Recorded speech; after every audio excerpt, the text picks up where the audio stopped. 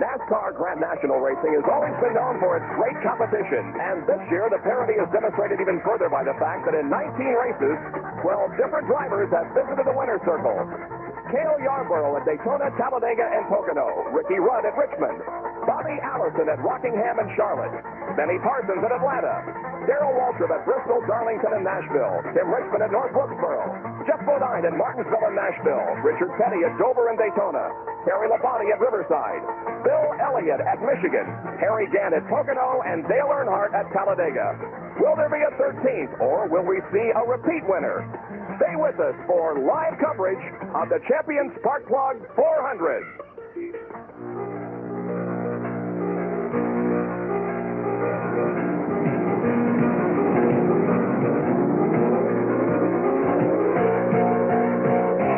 ESPN, your number one auto racing network, presents from Michigan International Speedway, Auto Racing 84.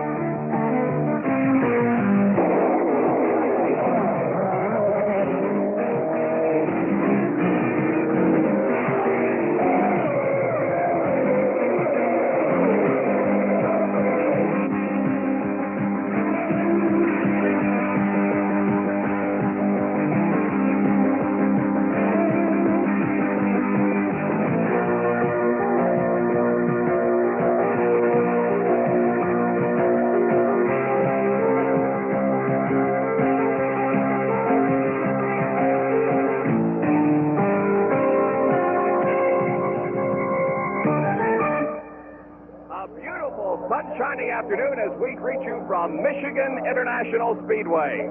Good afternoon, everybody. I'm Bob Jenkins along with Larry Newber. This is the most competitive NASCAR season ever. The points battle is close. We've had 12 different winners in 19 races. As we look up front for today's race, we see a couple of so-called youngsters, Bill Elliott and Phil Parsons. You might say it's kind of a surprise front row. Certainly not for Bill Elliott. This is the fifth time in his career that this young racer from Georgia has been up front on the pole position. But for Phil Parsons, his first time ever on the front row. Both of those people want to do very well, of course, here today.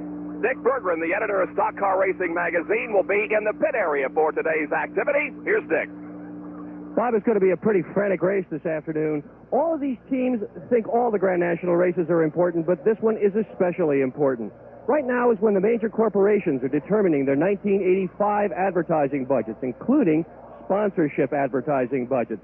So they need to look really well here this afternoon. There are a lot of teams looking for a limited amount of money, including Bud Moore's team, Robert Harrington's team, the Raymock team, Hoss Ellington's team, the Race Hill Farms team, Trevor Boy's team. They need to do well here this afternoon in order to attract that money. And in addition, there are a lot of driver changes afoot here. So everybody wants to do well. About 50% of the teams are in flux. Bob?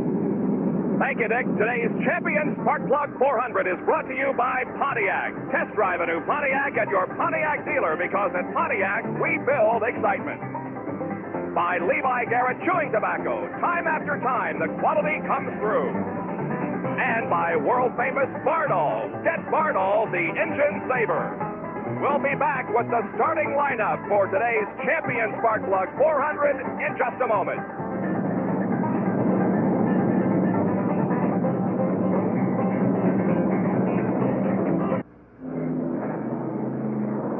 The 40 cars in today's Champion Spark Plug 400 begin to move away onto the high banks of Michigan International Speedway. It's a beautiful day. The temperature is 70 degrees, winds from the north at about 10 miles an hour.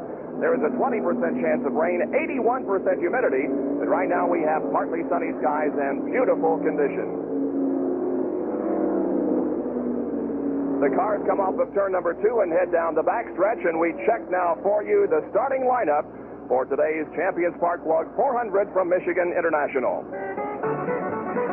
On the pole from Dawsonville, Georgia, in the Coors-smelling Ford, Bill Elliott in car number 9. Outside row 1, car number 66, Phil Parsons from Denver, North Carolina, in the Eckerd Gold Bandit Chevy.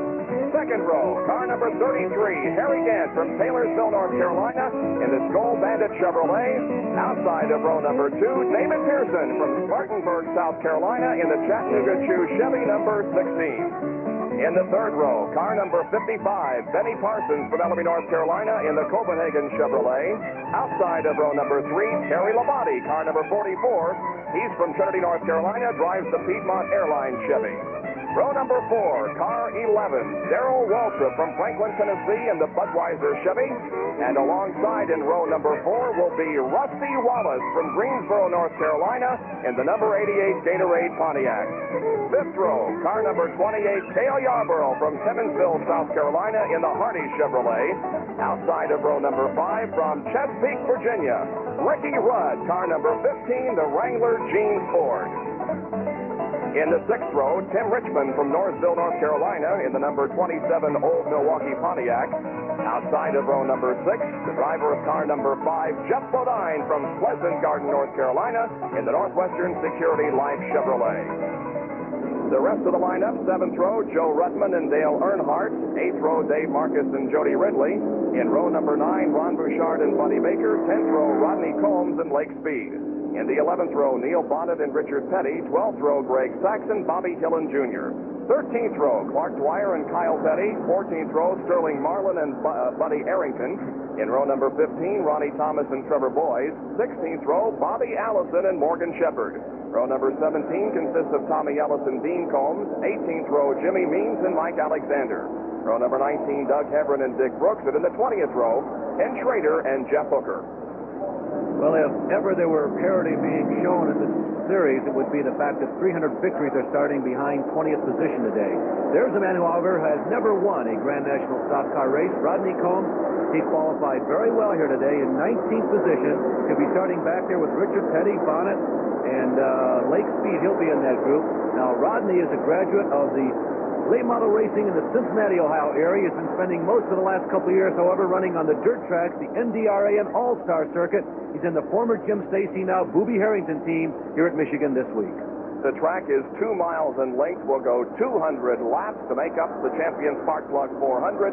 Bill Elliott leads them down toward the green flag. Harold Kinder waves the green, and we are underway.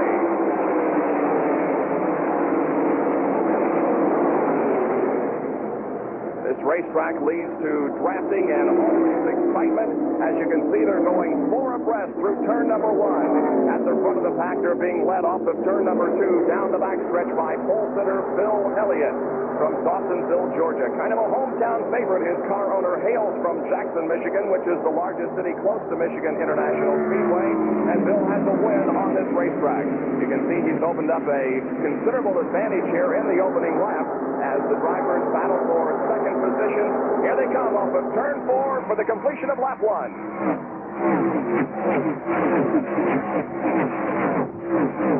Elliott runs first, then it's Harry Gant, followed by Bill Parsons, David Pearson, and Terry Labonte. Well, Bob, I believe that the word awesome is overused in contemporary modern society, but I got to tell you, it is probably the only word appropriate to describe the way Elliott has dominated this field this week. He was about a half a second faster than everybody and almost 1.5 miles per hour quicker than the remainder of the field. Cale Yarborough making a move toward the front. He's running alongside Dale Earnhardt right now with Tim Richmond trailing. Cale is up high on the racetrack and allows both Earnhardt and Tim Richmond to slip by.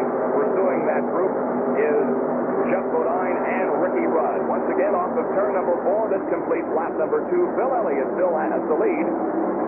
And Harry Gant still runs in second position. The black flag is being given to number 48, Trevor Boyes, who had a terrible accident at Daytona, or rather at Talladega, earlier this year. There you see that battle for, about 5th through 12th. There's a lot of this 2, 3, 4, and even sometimes 5 abreast racing here at the Michigan International Speedway, and this is just typical of what you'd expect.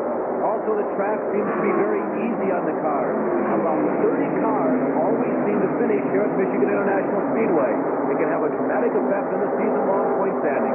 There you see a large contingent of people, and it really doesn't do any good at this moment, at least, to say what position they're fighting for. They're up near the front. That's good enough. And the guy up in the upper right-hand corner of your screen right now is somebody that you can expect to be up near the front all day long. A lot of people watch what happens in that orange and white 28 pit to kind of judge how well they're doing in every Grand National event. The traditional 3, 4, and sometimes even 5 abreast racing through the tri-oval here at Michigan. This is not a complete oval, but rather a tri-oval. The turns are banked at 18 degrees, and off of turn number 4, instead of a straightaway, there is another turn here in front of the grandstand.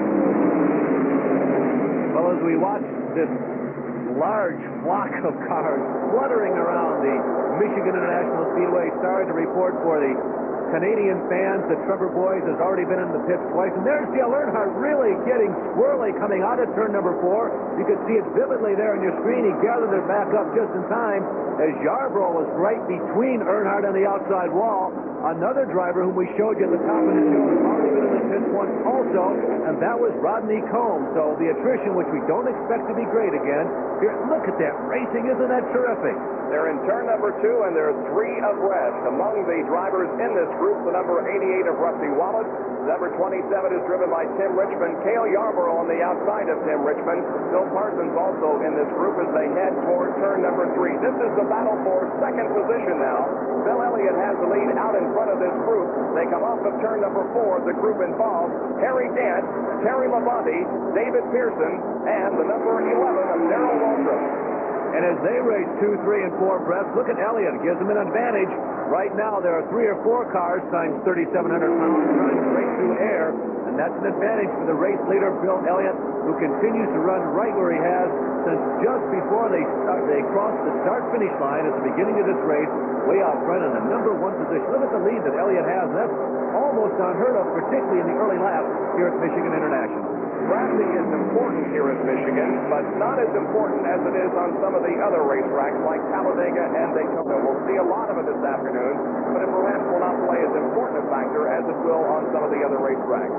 Harry Gant turns off of corner number 4, brings it onto the tri-oval. Harry has moved himself into second spot. He's being trailed by Darrell Waltrip, Terry Labonte, and David Pearson. After that, it's Ricky Rudd, Rusty Wallace, and then that group of cars that contains Phil Parsons and Cale Yarborough, among others. Harry Gant, he won the last ESPN televised race at Pocono. He has led something like the last 4 races on the trail and 5 of the last 6.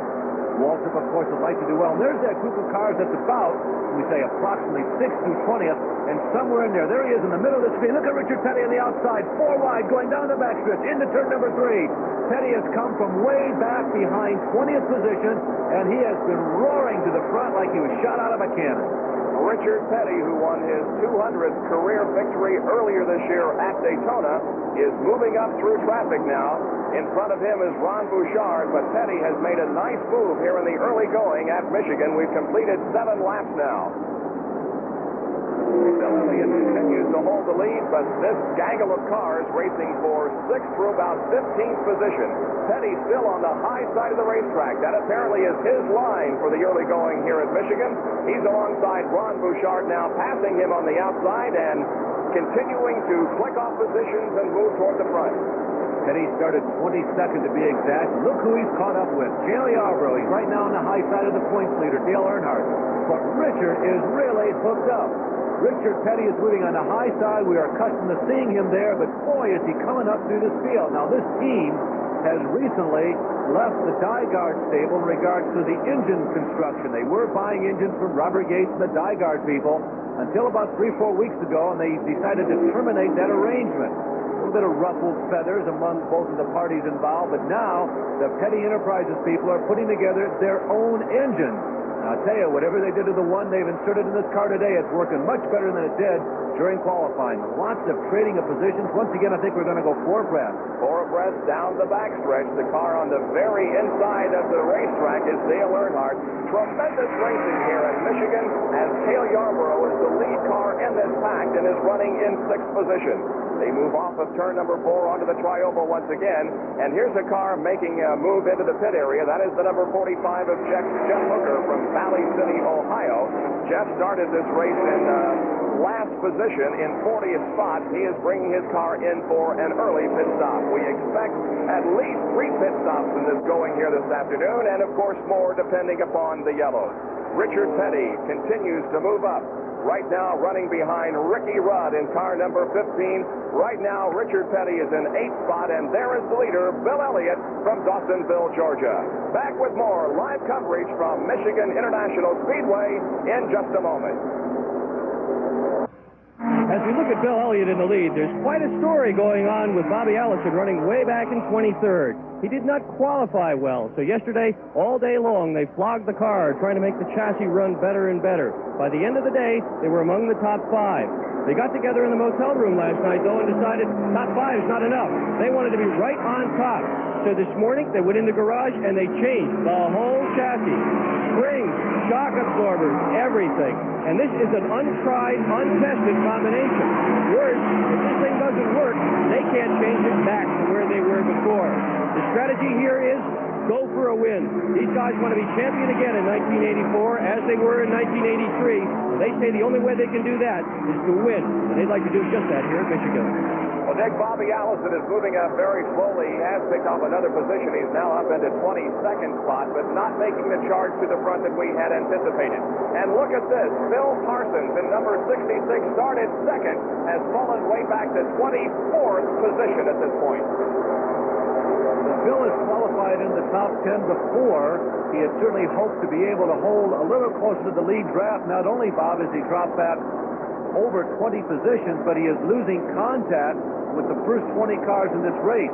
Elliott still has the lead. Waltrip, incidentally, has cut into it just a little bit as we continue to watch Phil Parsons. There are the first 3 cars. You can see that Waltrip has cut into the lead a little bit. Terry Labonte runs in third. They're not really close at all. Those first three cars are all strung out, and Harry Gant is just about equal distance behind those first 3 cars. Then in 5th is David Pearson, and finally that batch of cars that was battling for 6th through 20th. Positions being traded here among Ricky Rudd, Dale Earnhardt, and Ron Bouchard from top to bottom on your screen as they joist and battle for position, following right behind Richard Petty. Well, there you can see the 2 Wrangler cars of Dale Earnhardt and Ricky Rudd. They switched rides from a year ago, and now David Pearson comes into the pit area. David Pearson, who was running in 5th position. Pearson had qualified 4th fastest here today. It looked like he was in a position perhaps one of his finest in quite some time. It's been a while since David Pearson has won his last win coming at Darlington back in 1980. And he is the winningest driver here at Michigan International. He has taken the checkered flag 9 times. But it looks like that his chances of winning here are going to be down the drain as the crew continues to work on that car. We go back to this battle here for 9th, 10th, and 11th position. This is the battle for 10th. It involves the number 15 of Ricky Rudd and Ron Bouchard on the inside. Oh, Ron Bouchard there in the yellow and white blue number 47 was able to get one of the real key members of the Dyegard racing team over to his crew. And Bouchard hopes that will really help him out a lot. Ron Bouchard, 35 years of age, driving the Race Hill Farms Buick. We had an opportunity to talk with Ron about his crew change earlier this weekend. Ron, you see him on the threshold of some upcoming finishes and wins. Well, this is true, Dick. We've had a lot of bad luck here all year, really, but, the cars performed well, and Wayne Bumgardner, our new crew chief, has really done a heck of a job the last 2 races, so maybe this race in Michigan could be the one. We have had several crew chief changes since we visited with you last, and we'll tell you about those as the afternoon wears along. Meanwhile, we look toward the top, and it's Darrell Waltrip has moved in on Bill Elliott, and now Waltrip is looking to challenge for the lead as these cars streak down the backstretch. Darrell Waltrip moves to the inside of Bill Elliott and passes. We have now had 2 leaders in this race. Darrell Waltrip takes the lead on lap number 17. And Waltrip right now has got to be feeling really good about what's happening. Not that Darrell hasn't won enough the past 3 years, but Waltrip has had a very difficult time, particularly on the super speedways in 1984. Matter of fact, both he and his teammate Neil Bonnet. Waltrip has only been dominant really a couple of times this year, and both of those times were on a track of different configuration than this, once at Richmond and once at Darlington. But Waltrip looks as racy as we have seen him all year on the super speedway. There are your first 2 running in 3rd position now is Terry Labonte, and 4th is Harry Gant. We'll be back with more live coverage of this Champion Spark Plug 400, the 20th race on the Grand National Circuit for 1984. At Michigan, where a 2-car battle has somehow become a 3-car battle. Darrell Waltrip continues to lead, but now the battle is for 2nd position. Terry Labonte and Bill Elliott run side by side down the backstretch into 3. While we watch this, let's talk with the guy who started 4th in this race, but is out, David Pearson. David, what happened to your car?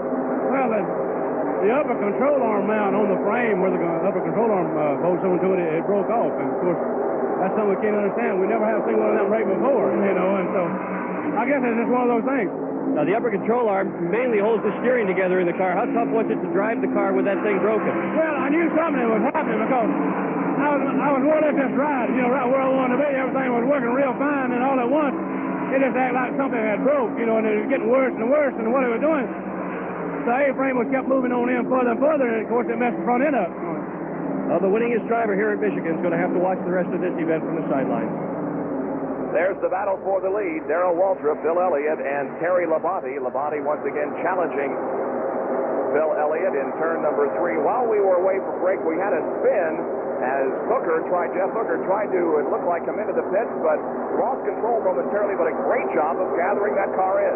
Well, he really did. I thought he had it a couple of times. It just kept going out of control repeatedly on him. You can see he's back up to speed. I thought perhaps his tire had gone down, but this is a young man from northern Ohio, northeastern Ohio, over in the Cleveland, Akron, Canton area, who Herb Nabb helped get into the race today, and a couple of anxious moments there. Up front, some anxious moments for Waltrip and Elliott as they go side by side once again down that flat backstretch at the Michigan International Speedway. Waltrip with the advantage. Elliott settling back into second spot. Perhaps he'll try the slingshot off of the backstretch into turn number 3. He's not doing it this time, but Terry Labonte is as he challenges Bill Elliott for third spot. Running fourth is Harry Gant. In fifth position is Cale Yarborough. Sixth is Richard Petty, all the way from 22nd starting position. Seventh is Dale Earnhardt. Eighth is Ron Bouchard. Ninth is Ricky Rudd. And 10th is Benny Parsons. 11th is Jody Ridley. In 12th spot is Jeff Bodine. 13th is the number 2. And the 14th position belongs to number 7, Kyle Petty. Now, this is an interesting trio up front. Bill Elliott normally doesn't charge. So you got an idea of how well Elliott feels today in terms of the mechanical performance of his race car. Labonte is always close to the front, but doesn't always lead a lot of laps. And we mentioned to you earlier that Waltrip just has not had that good of a year on the super speedways. But boy, he is really sailing here today, and he's flexed a lot of muscle. He was not content to ride behind Elliott. You know, it's certain for sure that the race is not going to be won before the first pit stop or even in the first 300 laps. And so when Darrell Waltrip is running up front and running this fast compared to the rest of the field early on, I can guarantee you that he feels as though he's in a very good position for the rest of this race. Well, there is a great battle there for second spot as Bill Elliott and Terry Labonte have been going at it real heavily for about the last 5 laps as they came off of turn number 4 last lap. Terry Labonte moved up in front of Bill Elliott to take over second spot, but as you can see, Elliott is back in that position. These are the first 3, Waltrip, Bill Elliott, and Terry Labonte. We've completed 25 laps out of 200 that will make up this Champion Spark Plug 400. Michigan International Speedway houses this beautiful 2-mile tri-oval, and during the year, the Indy cars run here twice, and the Grand National cars run here twice. We will have a telecast from here in September of the Indy cars. They put on a great show here and run well over 200 miles an hour. Top qualifying speed this weekend for the Grand National cars, a record 165.217 miles an hour.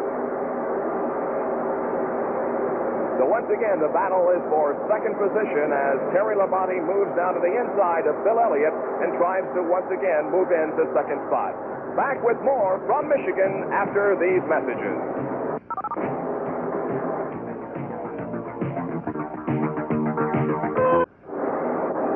28 laps have been completed, and up front, Darrell Waltrip, followed by Bill Elliott, and right behind him, Terry Labonte.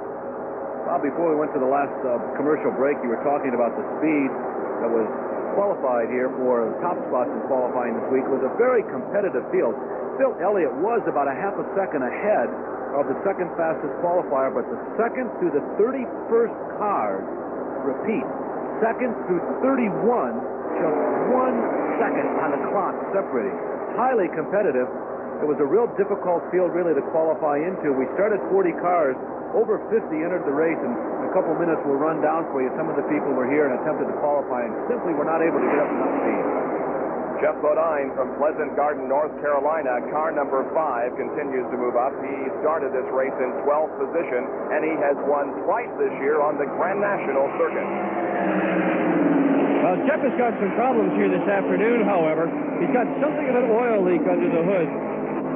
The crew is really not sure the cause of Jeff Bodine's oil leak, and they hope it's going to be a minor problem. But these things seldom get better. They generally only get worse.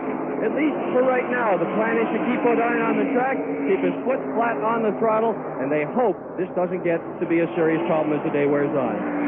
Well, Dick, we're watching Jeff Bodine, but you had talked about Bobby Allison earlier, and you told us that Allison, essentially, he and the crew rebuilt that race car. Now, are they in deep trouble for the rest of this race? Because they're obviously not fast early on here.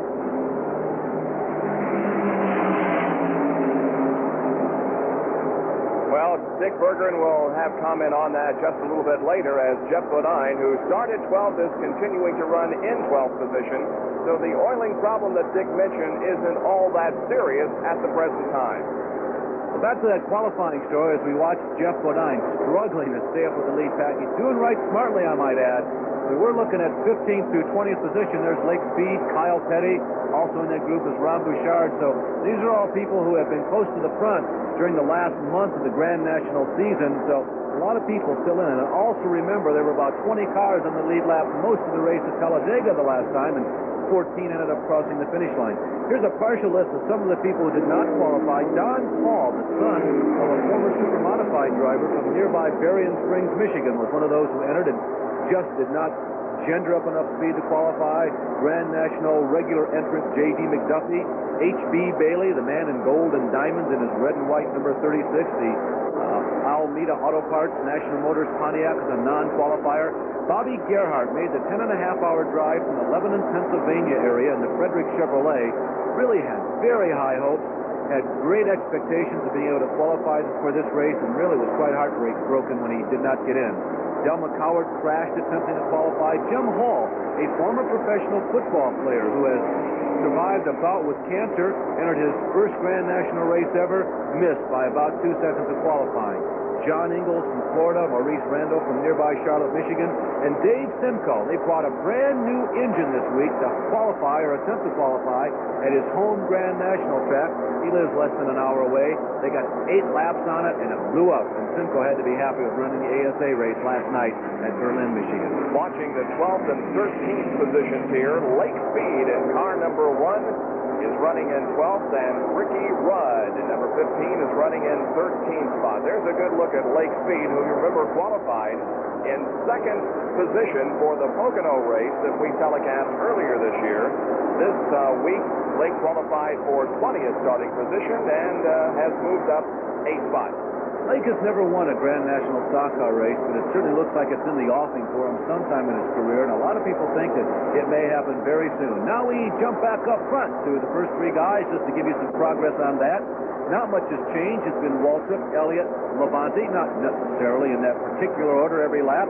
Darrell has had the better of it for the last 10 or 15 laps. Remember that Elliott, with his brand new track record, led the first 10 laps or so. Since that time, Waltrip has stayed there in the vanguard, but he's been unable to shake both Elliott and Labonte. They may be waiting for that first pit stop, and maybe they can make a change that would once again make them superior.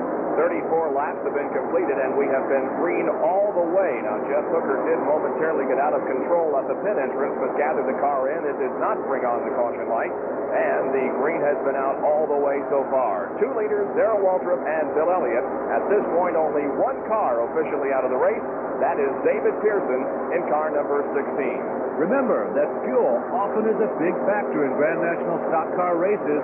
Bob mentioned earlier we expect about 3 pit stops on a routine basis to get in the vicinity of 100 miles per gallon of gasoline, which means that anytime after about lap 45, we would expect to see the routine or the scheduled pit stops of all the top drivers. Anybody who goes past lap 50 is getting just tremendous fuel mileage, and depending upon how the caution flags fly after about lap 3 or after about mile 300, they could be in a really good position for victory. The average speed of the race after 35 laps is 156.63 miles an hour. They're the top 3. We'll be back for more action in just a moment.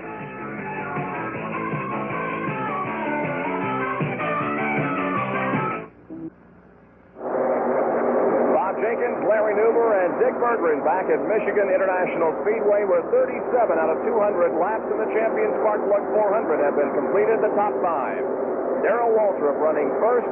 Bill Elliott is second. Terry Labonte third. Cale Yarborough fourth. And running in fifth spot is Dale Earnhardt.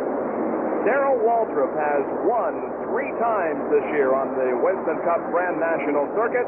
We asked him about competing here at Michigan on the high bank. Well, this track is the track that I haven't won a lot here. I've had one victory here over my career so far, but it's a track that I usually finish very well at. I usually have a good, strong second, third, fourth place finish here, and right now, with the point situation being the way it is, a good, strong run here and a good, strong finish would be almost as good as a win. Well, he's making a good, strong win right here as he is leading at this point, although Bill Elliott now moves to the inside in turn number 1 and looks for an opportunity to go back in the lead, but cannot find it. Waltrip looking very good here. Darrell started in 11th, rather in 7th position, qualifying at 161 miles an hour, almost 4 miles an hour slower than the pole sitter Bill Elliott, but the car is performing well on race day. This is the 20th race of the year, and Darrell almost won the point at this very racetrack a year ago. Now, you might say, how can you do that on race 20? Well, Bobby Allison dropped out, more than 30 cars finished, and Waltrip picked up 109 points on Allison a year ago here at Michigan International. There is one of the real nice stories of this week at the Michigan International Raceway. Look at that, 10th place for Jody Ridley. Now, if you're a regular on the Grand National Trail in terms of a fan, you know that Jody has struggled to get a ride. He had to put this entire program together himself for the 1984 season with the appropriately numbered 84. And Ridley has been struggling the last couple of years. He does have one career win. He's one of the few people who have graduated from late model racing over the past decade into Grand National stock car racing. And this is a very nice day to this point for Jody Ridley. He has had a top 10 finish. Matter of fact, a couple of them. He was 8th at Charlotte and 10th at Daytona earlier this year. But Jody Ridley right now, well, he's racing up there with all them legends of stock car racing. It's been green all the way, and we've completed 40 laps. Tommy Ellis is making a pit stop. Dick Berggren, when can we expect the first regular series of pit stops to occur? Well, Bob, anytime after about lap 45 or 50, you'll see them come in. But you also best believe that if there is a yellow flag anywhere between now and then, that everybody is going to come in for a load of fuel and a fresh set of tires. Now, if that first stop is on the caution, you'll see the majority of fast teams changing all 4 tires, taking on 2 cans of fuel. If it comes under the green, you're going to see them taking on the same 2 cans of fuel, but probably only 2 tires. All right, Tommy Ellis has made his pit stop and is now back out there on the track. That was an interesting story at Talladega, as Tommy was among those who ran in that group of 15 cars or 11 cars that came down virtually side by side and nose to tail for the checkered flag. Truly an incredible race, Bob, and the really startling thing about it is you look at a Rusty Wallace or a Tommy Ellis or a Bobby Helen and think that they ran 500 miles at the world's fastest speedway. They were within 2 or 3 seconds of the winning car, and all they could get was 12, 13, 14 positions like that. Just truly an incredible race. Bill Elliott has fallen from second spot back to third as Terry Labonte has moved into second spot. As Darrell Waltrip continues to lead, Waltrip has been in the lead since the 18th lap when he took over from Bill Elliott. 42 laps have been completed, so we are nearing the 1/4 mark of this 400-mile race. Well, Darrell, despite not being quite as dominant, to say the least, as he has been in the 1982 and 83 seasons, is, or at least was, third in terms of the number of miles led in the 1984 season coming into this race. He had led 834 miles. The number 1 driver in terms of miles led was Cale Yarborough. So Waltrip's had a pretty decent year, to say the least. He has led a total of 11 races, but of course a lot of those races, the top drivers, they use strategy to lead at least a couple of laps to pick up the 5-point bonus that is given to the driver, or every driver who leads at least 1 lap in a race. So Waltrip was doing something that he did a lot of in the last 2 years, and he's been a little sporadic with leading miles this year, but boy, he sure does look strong here today. There are the top 3 here on the tri-oval crossing the finish line, leading lap number 44. That's how close the first 3 are. But they have been healthy, to say the least, when you compare them, Bob, to the rest of the field. They have been alone this whole race. Now, here's a pan back showing you where's fourth place. Where's it at? Where's it at? There it is. That group of cars right there, which includes Cale Yarborough, Richard Petty, and the number 3 car of Dale Earnhardt. But the first 3 have built up almost a half a lap lead under this first green flag segment, which has been a long one. We've gone 44 laps now. Anything happened the last time here without a yellow flag? No interruptions. You know, Larry, this race is very similar to the International Race of Champions event that was held here at Michigan yesterday. Normally, you get all 12 cars running nose to tail. However, as Bill Elliott comes into the pit, we'll pick up on that story a little bit later. Right now, let's go to Dick, who's in the Bill Elliott area. Well, this looks like a routine pit stop. It is under the green flag, so the crew is now working on the right side tires. 1 can of fuel is in, and they're preparing to toss the 2nd can of fuel in. Another crew member wipes the windshield. Only 5 men over the wall allowed. There was a time when in NASCAR a lot more used to go over, but now they say 5 and no more, and they're watching it like a hog. All right, of course, the Fords don't get quite the gas mileage that the others do, and so Bill has been in earlier than the others. Well, Dick, you know, even though only 5 people can be over the wall, actually there are up to 2 or 3 other crew members as some of the other pit stops begin who can participate in their pit stops. Is that not true? Well, apparently we've lost contact with Dick once again, but the fact of the matter is that there are 2 or 3 people who can, actually get right up on the wall as long as you're not over the wall, hand out drinks of water. See the one man there working on Phil Parsons' car, cleaning the windshield. Now, he doesn't count in that 5 that is over the wall. He's not among those numbered 5 that keep him well within the rules. He's doing some work, though, but he's not among those first 5. Phil Parsons started second, has dropped back drastically in the first quarter of this race. He's pulling back out onto the racetrack, having made his first official stop. Phil was running well back of 20th position when he came in. 47 laps have been completed now. There are the 2 leaders now as Bill Elliott has come in. Darrell Waltrip in the lead and Terry Labonte running in second spot. To pick up on that International Race of Champions story that I was talking about, yesterday it didn't turn out to be quite as exciting as I think everybody had anticipated. There's Junior Johnson, Darrell Waltrip's crew chief and car owner. A couple of the cars got out into the lead and pulled away from the others, and that's exactly what we're seeing here this afternoon. Well, a lot of different factors, of course, can figure into the eventual outcome or the rhythm of a race, but it's a bit unusual to see the field get so strung out at the Michigan International Speedway. But the point of the matter is, as we look at the second running, Terry Labonte come in, it's been a very fast pace. We have not had any yellow flags.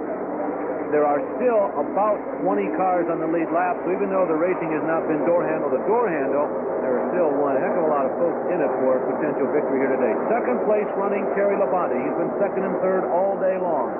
The Piedmont Airlines number 44. Dale Inman, the crew chief of this car, the crew chief who has won more Grand National stock car races than any other man in history.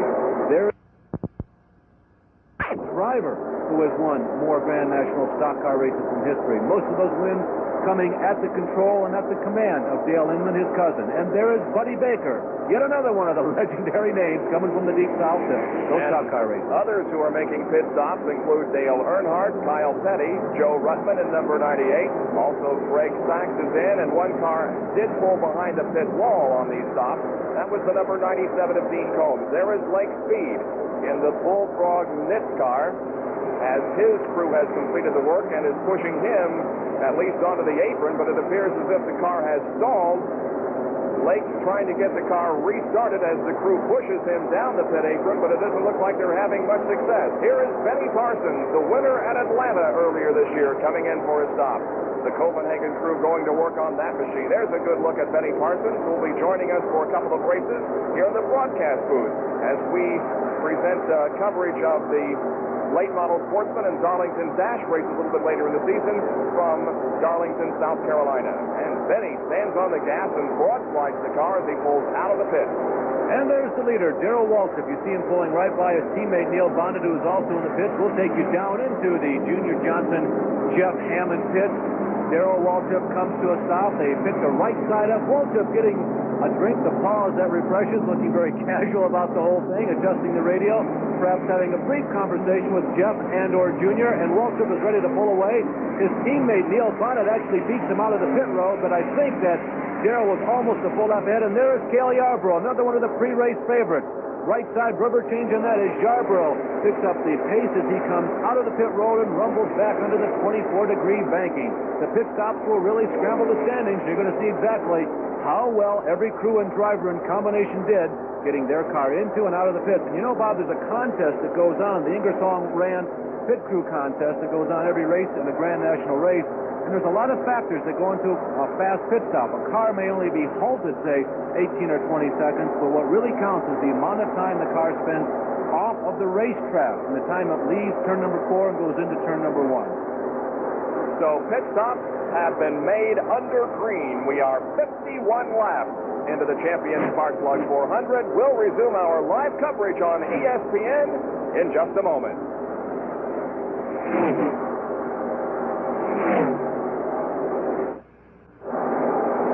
Two-thirds of the Winston Cup Grand National Circuit completed in 1984. Here are the point standings. Dale Earnhardt leading with 2,843 points, followed by Terry Labonte. Third is Bill Elliott. Fourth is Darrell Waltrip. And fifth is Harry Gant. In sixth place, Bobby Allison, the defending Winston Cup champion. Seventh is Neil Bonnet, who does not have a win this year. Jeff Bodine is eighth. Ricky Rudd is ninth. And Ron Bouchard is in 10th place. There is Bobby Allison, who has gone 4 laps further than anybody else, but finally makes the pit stop. He was shown as the leader until he came in, and now we are being told that Terry Labonte is back on the point. And we watched Allison during that pit stop. They did not take the time to make any major chassis adjustments. I saw no one even go back into a rear window and jack weight around. The only thing I did notice was they were pounding on the rear spoiler. It looked like they were trying to push it up, maybe to put a little more drag on the rear end. Bobby perhaps complaining the car running a little loose, but no major adjustments or attempts at it during that pit stop. And here is the leader, Terry Labonte, as he has gotten in and out of the pits faster than anybody else and is on the lead with Darrell Waltrip running in second spot. Running third unofficially is Bill Elliott. Fourth is Neil Bonnet, and fifth, Dale Earnhardt. Bob, you know, you reflect back over the last 3 seasons in Grand National stock car racing, and this guy and team may not have won a lot of races, Terry Labonte, but when it comes to consistency and running in the top 5, nobody does it any better. Jerry Nelson is the crew chief on the Bobby Allison car, and he's with Dick Bergman. Jerry, how is the car working at this point? Well, it's not as good as we were hoping, but it is within adjustment, we think. We did a little bit on that pit stop. We'll see how it runs and get some comments from Bobby, and we'll keep working at it, and hopefully we can get up there with the leader. Now, you set this car up so that you were hoping to be able to pull this win off this afternoon. What are your feelings about the probability of winning here at this point? Well, you can never count Bobby Allison or Dygard out. As long as we're on the racetrack, we're going to do our best to win the race. So we're just going to keep working on the car, trying to get it to handle a little better. It was a little bit on the loose side. Really just a matter of trying to pick up a little more speed and get up there with the leader. So it's going to be a busy afternoon in Bobby Allison's pit. Well, when we were at Pocono, there was quite a bit of controversy surrounding Bobby Allison and the possibility of him carrying extra fuel in that car to allow him to get the better mileage. We asked him about that.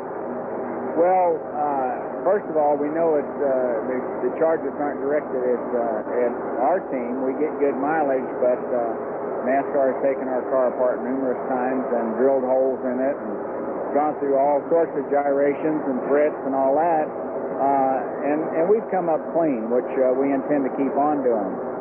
However, some of the teams that have complained, if you really check the records, have gone further than we have, and when they go to the gas pump, nobody's checked them. And so the controversy continues. Charges being flung at Bobby Allison, and Bobby flings them right back.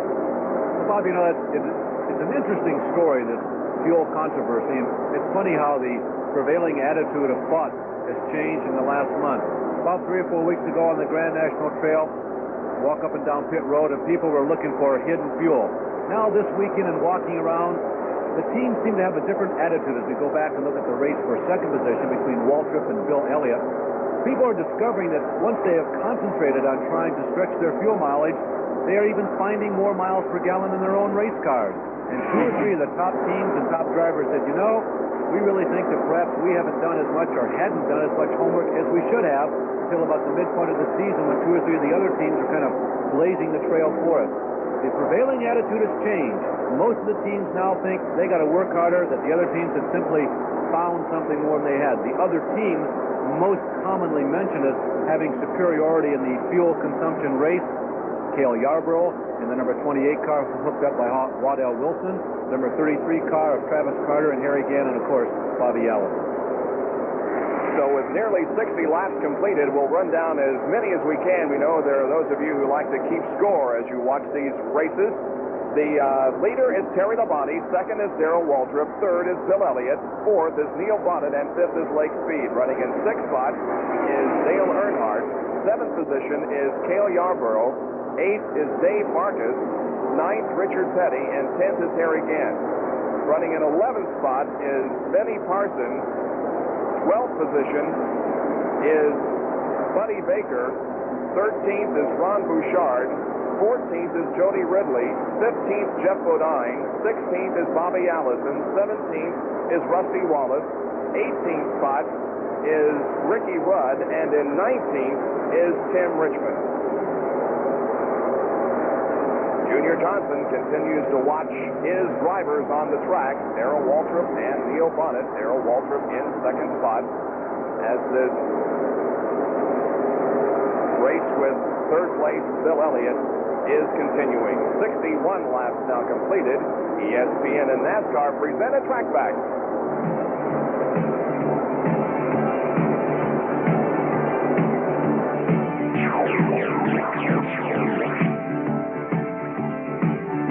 This copper wire that runs from the carburetor to the engine block may look like just any copper wire, but really it seals the carburetor to the engine.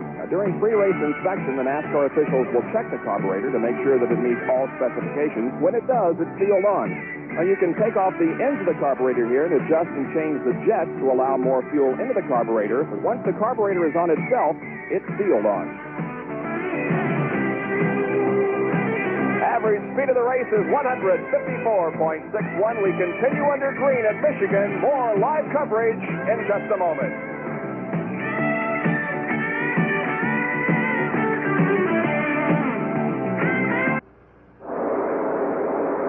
Well, here's a review of the all-time winners in Winston Cup competition. Richard Petty with his 200th earlier this year at Daytona. Second on the all-time win list is David Pearson, who is already out of this race.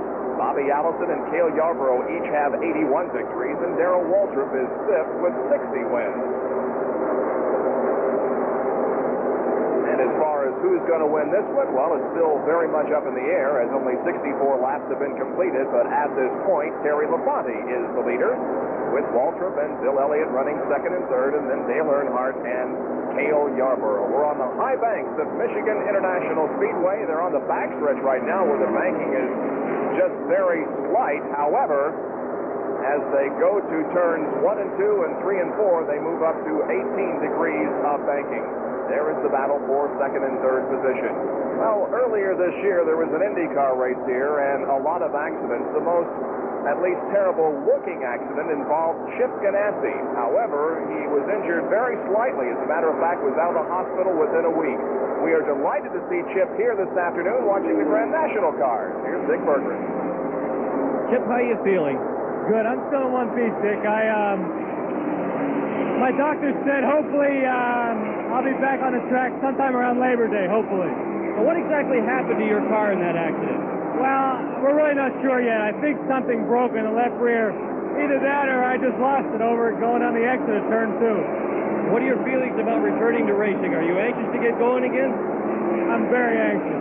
Very anxious. I'm just sitting it out here. I have a little bit of swelling on my head yet, and the doctor said anytime after Pocono, I'll be able to take a test to come back and drive. So should be Labor Day weekend, I'm hoping. Not making any promises, but maybe Labor Day in Mid-Ohio.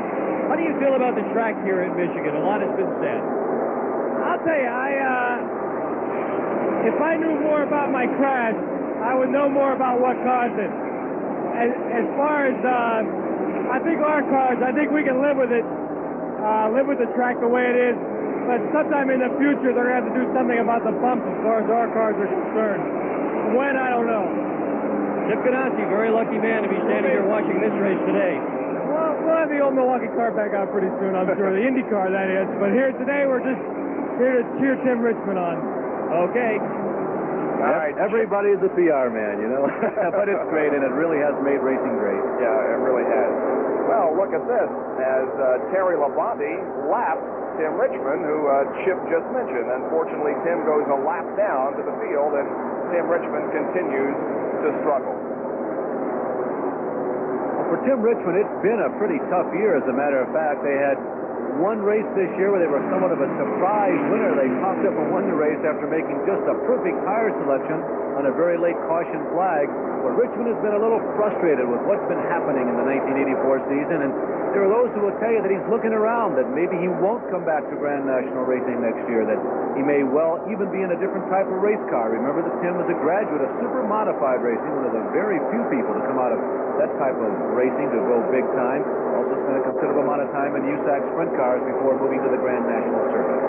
Well, as Dick and Chip Ganassi indicated, there was a lot of controversy here after the Michigan 500 concerning the condition of the racetrack. Some say it's a little too bumpy for high speed. Here's Larry Newber. Here on the backstretch at Michigan International are the remnants of the last race they conducted here. The Indianapolis cars raced in the high banks, and they crashed here. We found these pieces. Chip Ganassi crashed at this spot, top of one of the liquid containers that sits in the front nose of an Indy car, part of the red fiberglass from the exterior of Chip's car, and actual part of the chassis here. You can see the honeycomb structure of the carbon fiber, which makes up the interior of the race car. Those pieces and all the crashes brought more focus to the racetrack, which was already a part of the driver's attention. The NASCAR drivers were a little critical of it the last time here. The IndyCar drivers, very critical. But you can see a lot of repairs had to be made to this track before today's race. This upright piece of railroad tie, brand new. The Armco here on the inside, also replaced. They also had to do some work on the outside wall. Here is where Pancho Carter punched the outside retaining wall at better than 200 miles per hour. Steel girder supporting that wall embedded in the ground in cement, and more corrugated steel. All of it had to be repaired.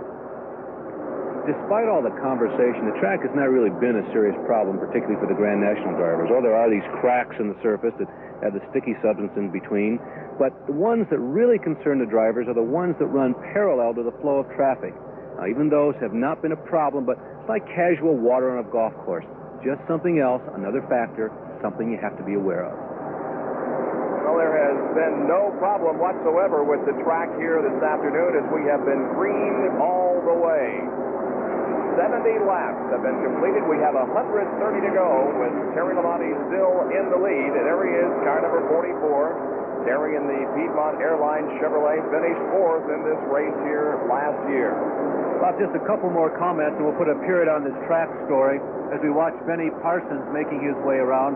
Watch the line that Benny Parsons takes. That's an alternative to getting around the Michigan International Speedway, but a lot of man-made work went into the engineering feat of putting together this high-bank racetrack, and the winters are very severe here in the southern part of the southern peninsula of Michigan. There you see Benny in that next-to-the-wall line, and it is a tough job to maintain a paved racetrack even with 10 or 15-degree banking. The 24-degree bank make it a very tall order. By and large, this racetrack has held up very well. There's one other thing about the Michigan International Speedway that absolutely nobody can challenge. It is perhaps one of the single finest spectator in-person viewing racetracks in the entire world. You can see this 2-mile racetrack all the way around, and every seat in the house is a good one. If you've never been in person to a Grand National stock car race and you live north of the Mason-Dixon, this wouldn't be a bad place to take in your first race. You can really see the Speedway. By the way, we have radio communication with Benny Parson and with Cale Yarborough, and we'll utilize that during a yellow, as there's Cale Yarborough running in front of Richard Petty. However, we do not converse with the drivers during green, which we have been all the way, because we don't want to bother them in their job. By the way, Cale Yarborough was the winner yesterday of the overall International Race of Champions, and picked up $150,000 for his effort. Talking about the racetrack, it was completely resurfaced back in 1977 under the auspices of Clarence Cagle, who had just left the Indianapolis Motor Speedway. So this surface is about 7 years old and really is holding up rather well, although as Chip indicated, sometime in the near future, there probably will have to be some repaving done at portions on the track. Bob, you mentioned IROC. I would really like to cite the job that Neil Bonnet did yesterday. Neil won the race, but he also, in effect, won the points championship in that $150,000 for Cale Yarborough. You know the cars were prepared with an effort to make them as equal as possible. We're talking about the IROC series of yesterday. But what happened in the race yesterday is that Yarborough got the early lead and Bonnet tucked right in behind him. And for 45 flawless, perfect laps, Neil Bonnet, hooked up in a train behind Yarborough, showed tremendous patience and an ability to stay right on Yarborough's back bumper, never once disrupting the draft that they were slicing through the southern Michigan Irish Hills air with. And Bonnet, because of his efforts, was able to push Cale Yarborough away from the rest of the field. Bonnet did an almost perfect job. No, you know something, I might give that some reconsideration and call it a perfect job, because on top of everything else, he passed Cale on the final lap and won the race. This is the battle for 4th, 5th, and 6th position, and here is the leader, Terry Labonte, putting a lap on the number 15 of Ricky Rudd. So we've had 3 different leaders in this race: Bill Elliott, Darrell Waltrip, and Terry Labonte. Right now, Terry is in the lead.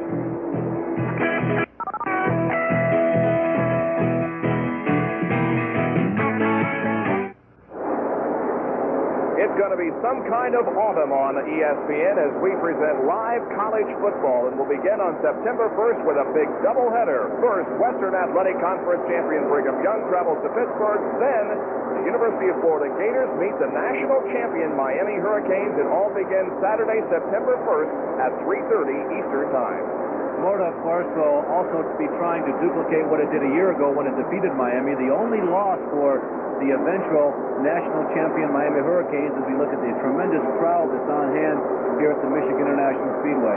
Miami is one of the most exciting teams in college football with that young, this year, sophomore quarterback, Bernie Kosar, one of those people that Earl Bruce and Woody Hayes let get away. Kosar is from Ohio, but playing college football deep in the heart of Dixie, down way south in Miami. I'd also like to remind you that perhaps one of the biggest weekends in auto racing during the summer, the Southern 500, Labor Day weekend, we will have live coverage here on ESPN. I will be in Darlington that particular weekend, and Larry will also have coverage of a race that day at Mid-Ohio, an IndyCar race. Tommy Ellis has come into the pits again. Remember, he was the first in on the first series of stops, and so perhaps this indicates that in a few more laps, the others will come in for their second stop of the afternoon. Yeah, we had a report that they changed the rear end gear on the Morgan McClure number 4 just before the race. By the way, this is a former A.J. Foyt racing machine. That's where the color orange came from, so the heritage is pure. They changed the rear end gear on the number 4 car before the race began, and it may have thrown him off on their mileage, but he is definitely out of phase, and it does not look like he's going to be able to make this entire race on only 3 stops, because he stopped at laps 40 and lap 77 for fuel. And Tommy Ellis has just been lapped by second and third position, Darrell Waltrip and Bill Elliott. They continue to run together on the racetrack, and a few car lengths ahead of them is the leader of the race, Terry Labonte. Well, I'll tell you, when you have so many green flags in a race, it really plays into the hands of 2 or 3 teams that happen to have the superior setup. There's Darrell Waltrip. Again, he's running in second place right now. Waltrip and Labonte and Elliott, boy, they're really getting the advantage here because we've gone green. There's been no yellow. No opportunity for the field to bunch up. If you're a new viewer of Grand National stock car racing, whenever there is an incident on the track, it can be an accident or a spin or maybe just some debris, the yellow flag comes out for safety reasons. The field will race all the way around to the track to the start-finish line, but once they get to the finish line, when the yellow is displayed, you slow down and you get in line, single file. The field bunches up, and you may have had as much of a 3/4 lap on the rest of the field, but once the yellow flies, that is all out the window. Everybody else gets a reprieve. That hasn't happened once so far today.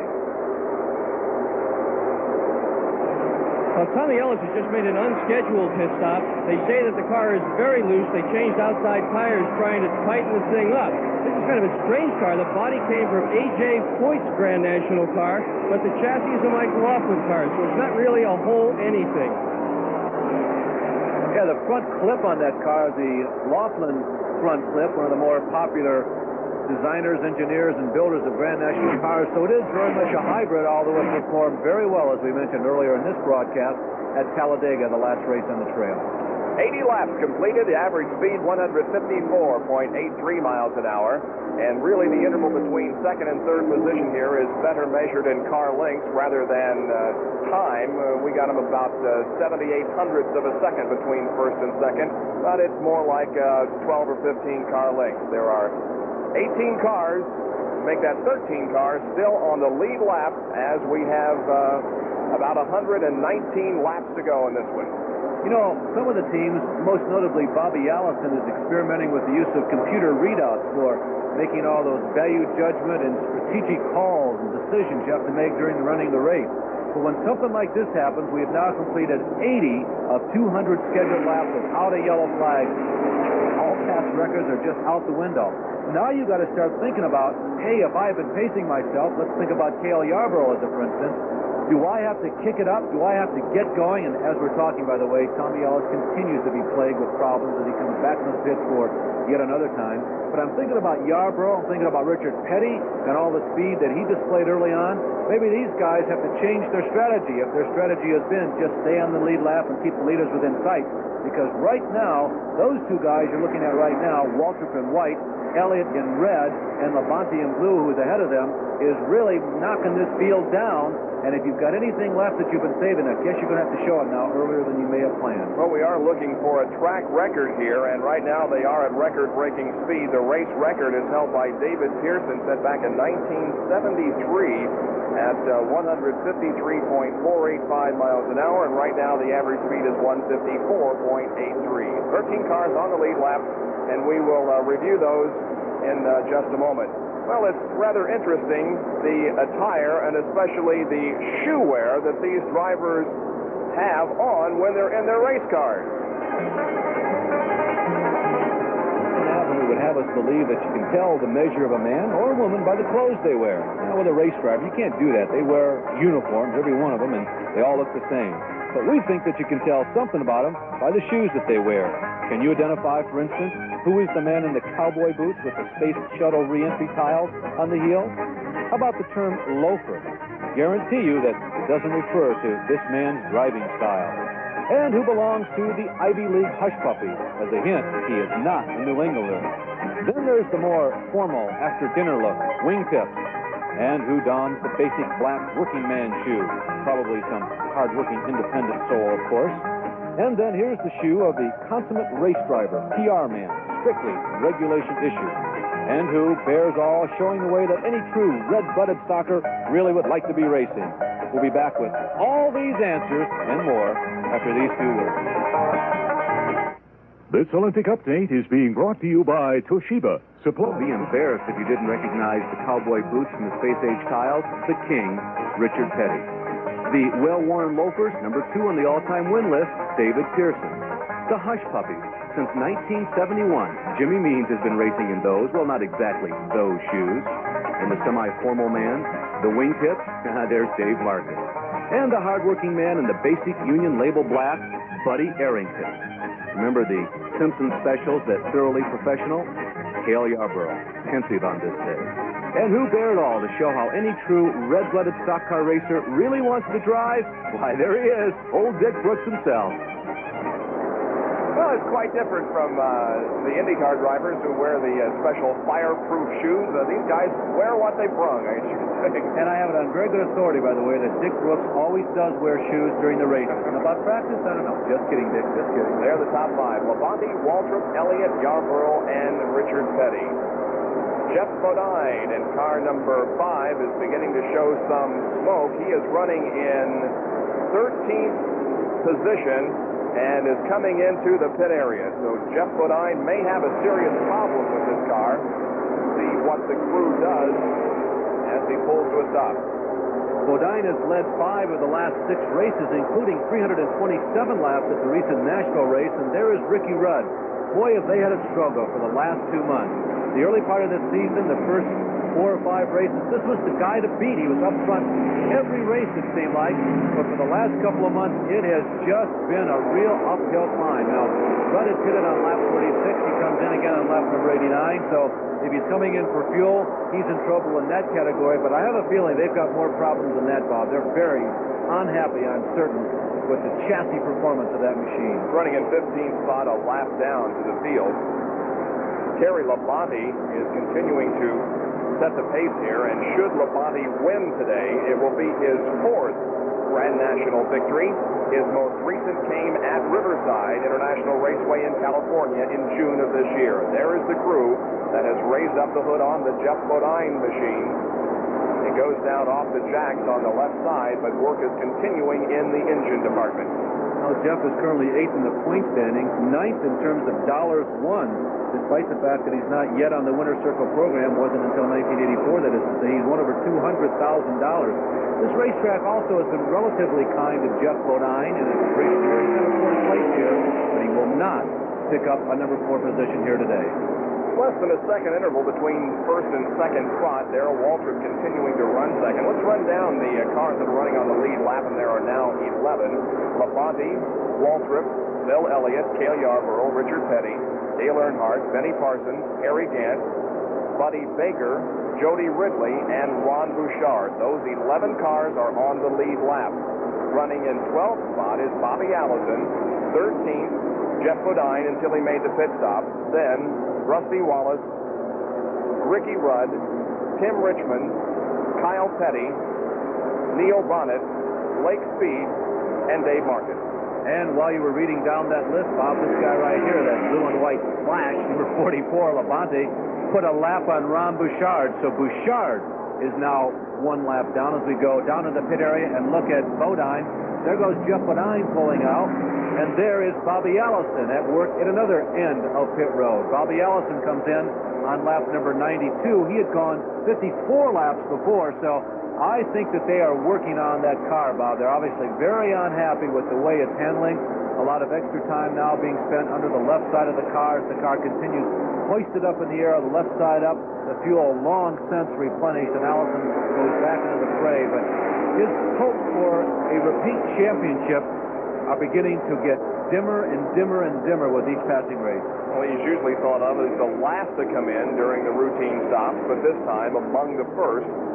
Bobby Allison back out there. Phil Parsons now comes in, the number 66 Gold Bandit machine. Phil started 2nd in this race, but has dropped back, in fact, dropped back in the first few laps and is now out of the top 20. You can see the crew adjusting some weight. The crew member who is at the rear of the car on the right side is adjusting some weight there at the rear of the car, trying to make that machine handle better. Couldn't tell if it's going clockwise or counterclockwise. If it was going clockwise, it was putting weight into the car. Bill was obviously saying it was a little too loose, if that was indeed the case. We couldn't get quite close enough to tell what he was doing. Well, battling for 6th and 7th at this point, car number 55, Benny Parsons, and car number 3, Dale Earnhardt. Benny has a win this year. Earnhardt won that terribly exciting race at Talladega. So a couple of the winners of the 1984 Trail battling it out for 6th and 7th position right now. Parsons, who's been running that extra special high line, although look where Earnhardt's at, right up behind Benny now, going at it. Benny Parsons from Ellerbe, North Carolina. One of those who participated in the IROC race here yesterday and who had a mathematical chance of winning, but he did not. As we indicated earlier, Cale Yarborough won the overall IROC championship here yesterday. Benny Parsons, who won earlier this year at Atlanta International Raceway, as we see that Rusty Wallace has developed a problem on the track and is slowing on the backstretch. Rusty would have liked to have done well at this place, a little more than a lot of the other races on the trail, because a lot of the folks who spent a number of years watching Rusty win ASA races are from right here in southern Michigan. Rusty Wallace raced here as an ASA driver. He also raced here as a USAC stock car driver. The first half of the season was very disappointing for Wallace, but he's been coming on a little stronger of late. Rusty Wallace, the leader in the current champion Sparkplug Rookie of the Year standings with 178 points. Phil Parsons, who we saw come into the pits just a couple of laps ago, is second with 165. Clark Mark Dwyer third, Greg Sachs fourth, and Tommy Ellis fifth. And although those points are important, they really do not determine the champion at the end of the season, but rather a vote among the NASCAR officials determines who will be the Rookie of the Year. Rusty Wallace pulls behind the pit wall as Bill Elliott comes in for a routine stop. Crew working on the right side of that car, jacking the car up and changing tires on the right side as fuel is being put into the car on the left rear. You see the crew member washing off the windshield for Bill, giving him clearer vision, and he is away in a good pit stop for Bill Elliott. We saw the graphic on the rookies before we tuned into Bill Elliott's pit stop. Boy, what a rotten day it has been for the rookie contenders. None of them, with the exception of Greg Sachs, has been having any luck whatsoever, and Sachs has not been what you would call competitive. Jeff Bodine was in. The crew raised the hood on the car, made an adjustment. He's back out there. What's the story, Dick? Well, unfortunately, Bob, they didn't like very much what they saw. They thought at first they had an oil leak when the race first began, but now they've decided that it's an internal engine problem. And about all they were able to do was to run a bunch of tape around the breathers for the engine. They think maybe they've got a blown piston. If so, Jeff probably won't run much more today. So that's the story on Jeff Bodine as we focus in once again on the leader of the race, Terry Labonte. We are nearing the halfway point. When Terry comes around this time and crosses the finish line, it will complete 98 laps, so two more and we'll be halfway. And there is the interval between first and second. Darrell Waltrip is pursuing right behind Terry Labonte. Now the third place car, Bill Elliott, is not in there at this point because he has already made the pit stop. Buddy Baker is in for a stop. He is running in the top 10. As a matter of fact, in 10th position. Crew changing the rubber on the left side of that car. Lots of conversation about the future status of this team, driver, and the Woods brothers, who, of course, field this race car. Often mentioned in the conversation, and we can confirm that one of the potential options for the 1985 season for the Wood brothers is Kyle Petty. I repeat, at this point, it is just one of the options. Buddy Baker still has the ride, although there has been a considerable amount of talk as to where Buddy might be headed. There's a possibility that one or two of the other Grand National drivers may be leaving the circuit. Baker might have an opportunity to move into one of the established Star Teams cars for the 1985 season, should his relationship with the Wood brothers end.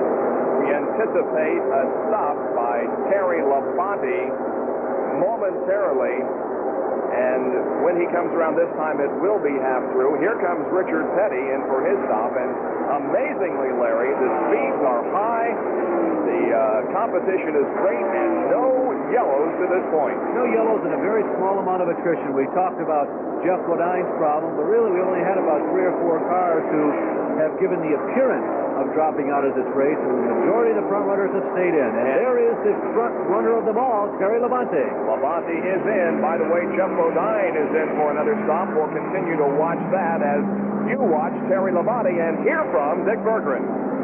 Well, he's going to put on at least left side tires. They got 1 can of fuel in there in the process of cleaning out the windshield.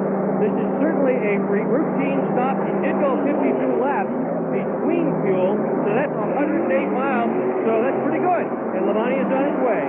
Yeah, Dick, it's a 15.1-second pit stop, and up the other direction in the pit area, Cale Yarborough has come in. Dale Earnhardt is also in, so pit stops are being made here. The second routine stop of the afternoon. There's the work by Waddell Wilson and the crew on the Hardy Chevrolet with Cale Yarborough in the cockpit. And the crew signaling that he's ready to go. Cale pulls out. Work still being done on Dale Earnhardt's car. Now the jacks are down. The fuel is in the car. He pulls out. Benny Parsons comes in. He's looking rather relaxed in that Copenhagen Chevrolet. A drink being put into Benny. He takes it. The crew working on the left side rubber. Jacks are down. And Benny Parsons is very slowly away. Has he killed that car? Boy, it certainly has not fired. Just some anxious moments here for the Cope crew as they're struggling, working, laboring down pit road, and finally it fires off, and Benny Parsons accelerates rather gingerly as we look at another one of the leaders coming in. This is Waltrip. So Junior Johnson and crew now will work on the Darrell Waltrip car. He passes his teammate Neil Bonnet, who is just now pulling out of the pit. There's Neil flashing by as Darrell sits patiently in the pits with the crew going to work on the left side. Port side up, water glass coming out of the starboard side as the fuel was not completely emptied into the tank yet, but Waltrip was ready to go as soon as that car dropped down to the ground. Just past the halfway point at the Champion Spark Plug 400, the positions have changed because of the pit stop. We'll sort it all out and tell you what's going on in just a moment from Michigan.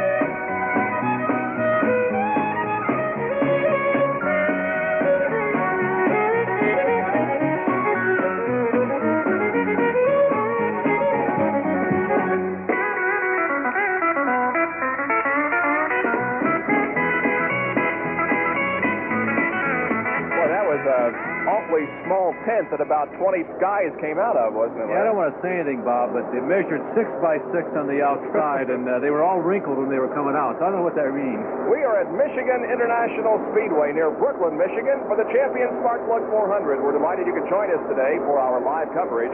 At the end of 107 laps, here are the top 5. Terry Labonte is the leader, Darrell Waltrip running second, Bill Elliott is third, Benny Parsons fourth, and Cale Yarborough is running in fifth position. We have had 4 different leaders in this race. Bill Elliott led laps 1 through 17. Then Darrell Waltrip led 18 through 49. Terry Labonte 54 through 99. Darrell Waltrip led laps 100 through 101. Cale Yarborough led 1 lap, 102, then came in for a stop, giving the lead back to this guy, Terry Labonte, who remains in the lead. Now, we have had no yellow lights in this race. We have had no yellows. We've been green all the way, not even a slight spin, although Jeff Hooker did lose control of the car momentarily, but not enough to bring out a yellow. Can you be leisure at 160 miles per hour? It may look like it on the television set at home, but believe me, you're talking about the best professional race drivers in terms of stock cars in the entire world, and they're making it look easy.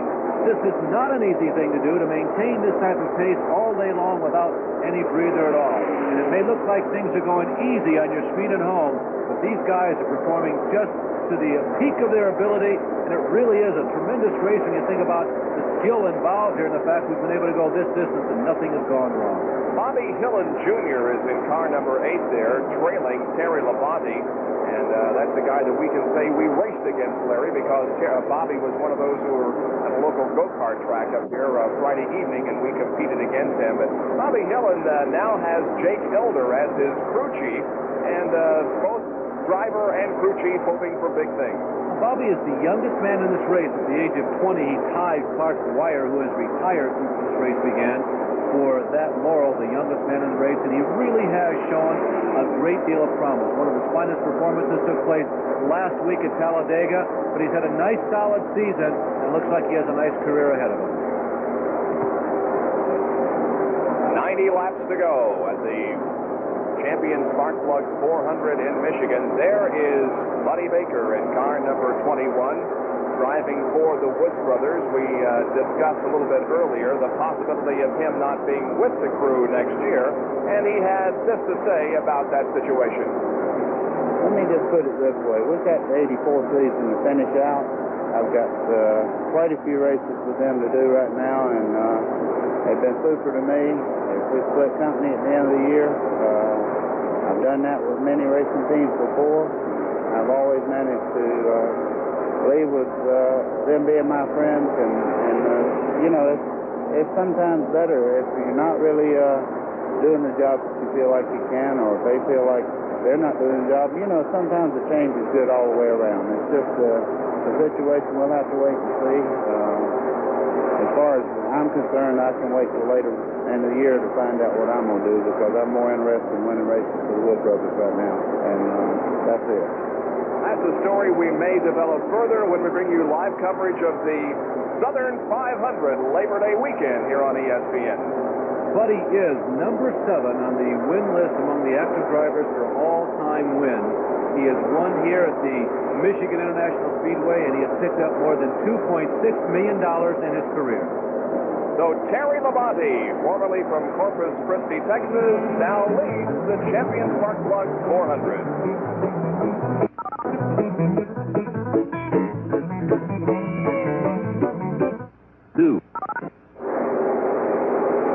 We are back at Michigan International Speedway. The top 5 with 113 laps completed. Terry Labonte, Darrell Waltrip, Bill Elliott, Cale Yarborough, and Harry Gant. And that's just a little bit of the crowd in the infield here on this tremendous afternoon of racing. Well, there is competition on the racetrack. There is also competition down in the pit area as the crews battle each other when these cars come in. Let's get a report on the pit stop competition from Dick Berggren. And the leader of the pit stop competition so far, at least for the season, is number 28, Juan L. Wilson's team, Cale Yarborough, the driver. Second in the series-long competition is Ernie Elliott, crew chiefing for his brother Bill. So far here, however, Darrell Waltrip's guy, Jeff Hammond, has gotten him out most quickly. Now, the thing that makes this particular competition so interesting is that the money goes to the crew members rather than to the drivers. Now, sure, the driver has to have something to do with all this. The timing is from the time that the guy gets into the pit area until the time he leaves. But still, the majority of the hard work, the majority of the energy, is the men on pit road that sweat all day. They are very, very interested in this competition. And, well, they might be, Dick. You mentioned the top 2 as far as the year-long standing are concerned, Yarborough and Bill Elliott. Third is the Bobby Allison crew, then 4th, Benny Parsons, 5th, Harry Gant, 6th, Buddy Baker, 7th, David Pearson, 8th, Jeff Woodine, 9th, Darrell Waltrip, and 10th in the Ingersoll Rand pit crew standings, the crew of Richard Petty. Emphasis is placed on finishing the race. Points are only awarded to a car and a crew that finished the race. Then they add up the least total time, and the points are awarded in descending order. That's where the points come from. Incidentally, Dale Inman, who crew chiefs Guess Who, the leading car right now, Terry Labonte, has won this competition 3 times since its inception back in 1979. The other winners were Doug Richard and Ernie Elliott. Seems like we heard that name also a couple minutes ago in regard to this competition. 6 cars are on the lead lap. In 6th spot is Richard Petty. 7th, a lap down is Dale Earnhardt, then Buddy Baker and Jody Ridley. And we continue to go green. Can we run this entire 200-lap, 400-mile race without a yellow? Well, it'll be pretty unusual, but it is possible. Yeah, it is possible. And the way things are going today and the way things have been going this weekend, you begin to look at that as a possibility. And nobody is really showing anything here in the last 20 or 30 laps that they hadn't shown early on. It's still Labonte, Waltrip, and Elliott. As a matter of fact, Labonte and Waltrip have spaced themselves ahead of Bill Elliott. Everybody thought that because Elliott was so fast in qualifying here that unless he had car problems, if he did not win the race, he would at least be the dominant factor. But it hasn't been that way so far. And it hasn't been a good day for Jeff Bodine, who has pulled behind the wall. The crew is going to further examine the problems that have plagued Jeff Bodine all day. It was diagnosed as a oil leak of some type, and he is now in the garage area behind the pit wall, and the crew is going to take a closer examination of the problem. Once again, the top 3 with 118 laps completed. Terry, Darrell, and Bill will be right back.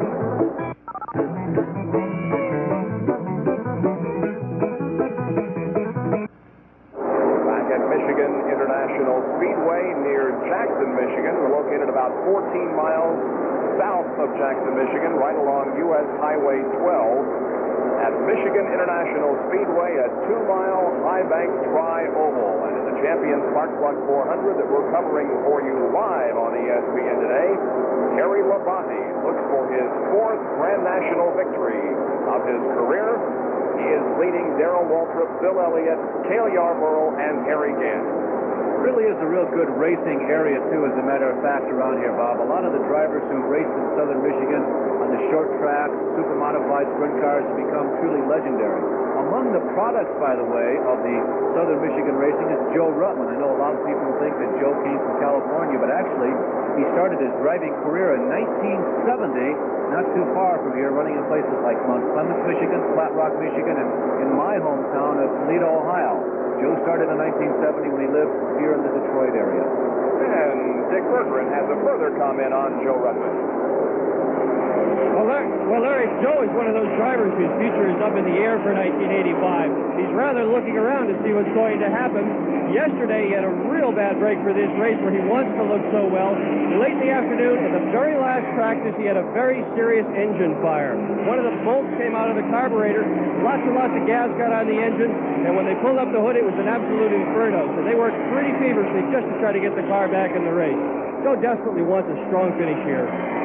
He's also had a very interesting career. Some of the things he has done, for instance, he owns a late model track record at the Phoenix International Speedway of 133 miles per hour. Now, that's an average speed on a 1-mile track in late model. At the time when he said it, he broke all of the existing records for super modified sprint cars. Wasn't as fast as the IndyCar record, but interestingly enough, that 133 miles an hour in the year in which he said it would have qualified him for the IndyCar race. He was once a team factory driver for Studebaker. Yes, I said Studebaker as an ancient car when he drove in a body in a couple of road races, most notably the 24 Hours of Daytona. The car, incidentally, was prepared by Ray Dillon. And Joe Ruttman has had a second place in, of all things, the World 100 down at Eldora.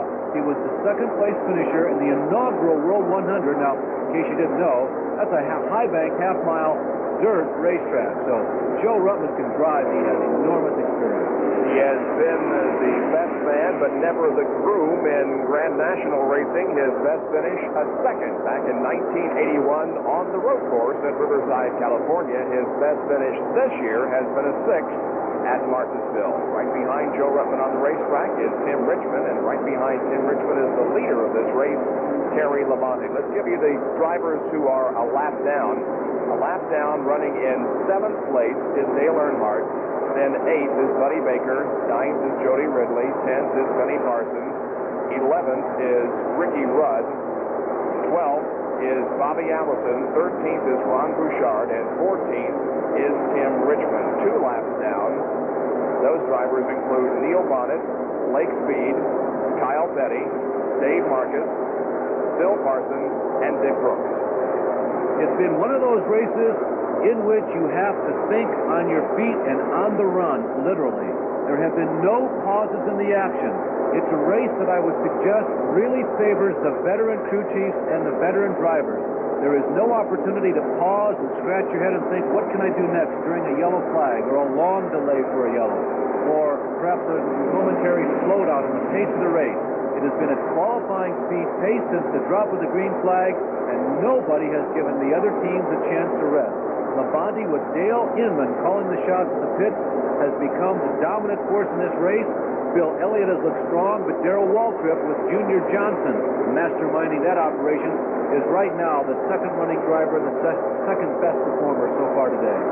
And the interval is 6.27 seconds between first and second position. The race record, Bobby Allison, 149.862 miles an hour.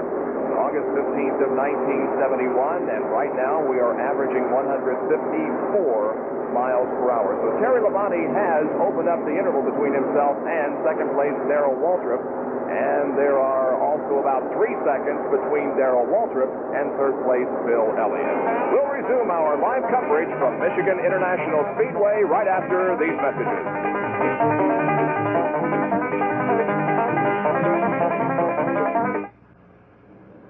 Question of the week is, besides the guys that you compete with regularly, what group of drivers do you admire the most? Oh, boy, that's a toughie. I admire anybody that can get in one of these things and go fast, but I hate to say this because I'm going to make people in other branches of racing mad, but I think the ASA drivers, the boys that run up in the Midwest and all, I've run against a lot of race drivers in different competition, and I don't think I've ever run against anybody any tougher than those guys are. Well, I admire the ASA guys. I think that, they run so many shows every week, and they go in and unload, and I think they have a very competitive series. I would say that the Champ Car series of the Indianapolis cars, it seems like I admire those guys. I got into watching their type race, and I really admire those guys. Well, I think I'd have to say the ASA guys, Artgo, ASA, the Midwest short track racers are the best group of guys that I've ever met. I enjoy running with the two groups of drivers, actually, the late model sportsman drivers of NASCAR and also the ASA drivers that run in the Midwest here. I don't really know all race drivers, really, but I think the ones you admire the most are the guys who run the local weekly short track shows a lot of times. They put money out of their own pocket into it a lot of times and come out there and bust their rear ends to run hard. And we go in and run against them a lot of times, and most of the time they end up beating you. So you have to admire that group as a whole the most. Question of the week is a little feature we like to do for you on our ESPN Auto Racing 84 telecast to bring you a little bit of insight into the drivers and what they're thinking. And it's very interesting that ASA was the overwhelming winner in the poll there, with the Champ Cars also being mentioned. Well, Bob, I'll tell you what, how about you? Put all those drivers in the spot. Oh, I pass. You pass? I admire all race drivers. Oh, boy, what a way of squeezing out of that one. Dale Inman, the crew chief on the Terry Labonte car here at Dick Berggren. Dale, what's your strategy for the rest of the race? Well, we got one more pit stop coming at about 152 laps, and then we should be able to go the rest of the way. We'll change the right side tires, and we should be able to go the rest of the way then. How about the Talladega finish where you sprinted for it and lost? How are you going to handle the tail end of this one? Well, right now we're not running with 10 cars. If we don't have a caution, we won't have no problem, we don't think, but you can't never tell. Right now, Cale's the fastest car on the racetrack. Other than our car, we're getting away from Darrell a little bit, and we're staying pretty even with the 9 car. But Cale he's running right even with us, but he's like 27 seconds back. How do all these green flag laps affect your plan? Right now, we got about an 8-second lead, and that makes it easy if we don't have no caution. Here's a guy counting on one pit stop, no more cautions, and winning this one. Now let's pick up on that Talladega story. It had to be one of the most exciting finishes in Grand National racing. Well, it really did. The difference in that race was when Dale Earnhardt streaked to the lead going down the backstretch, nobody followed him. Nobody stayed up with Dale, and that allowed him to break from the pack, and the 13 others behind him were scrambling around side by side, and Earnhardt was streaking away, and everybody else was side by side, and they just couldn't go as fast as Dale. There is Terry Labonte. He was in that group of cars, as Dick Berggren told you. He sprinted for the lead, and they just fell short. There was so much traffic going on in the latter stages of the race. He just really didn't know how to play it until the final lap. Here's a battle for 8th position involving Benny Parsons and Buddy Baker. Right now, Benny Parsons has the 8th position, and Buddy runs in 9th spot down the backstretch. By the way, in case you're wondering, have they ever run a race at the Michigan International Speedway that went the distance without a yellow flag?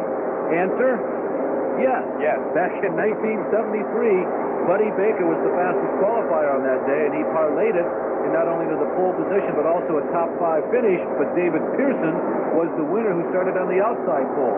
1973, 11 years ago, a 400-mile race here at MIS, no caution. Now, that statistic that we gave you just before the last commercial about Bobby Allison having the record of 149.862, that is for this particular race, the second race of the year here at Michigan. However, the all-time record is, as Larry indicated, held by David Pearson in what used to be the Gabriel 400, the first race of the two for Grand National cars here at Michigan, 153.4, and the average speed with 135 laps completed this afternoon, 65 laps to go, 154.30 miles an hour.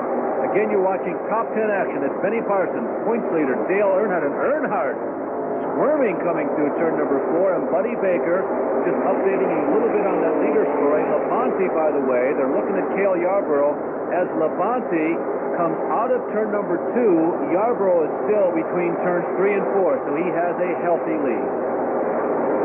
The lead is about 8 seconds, and it has grown slightly in the last few laps. Terry Labonte is looking good, looking for his 4th victory. Will return at Michigan in a moment.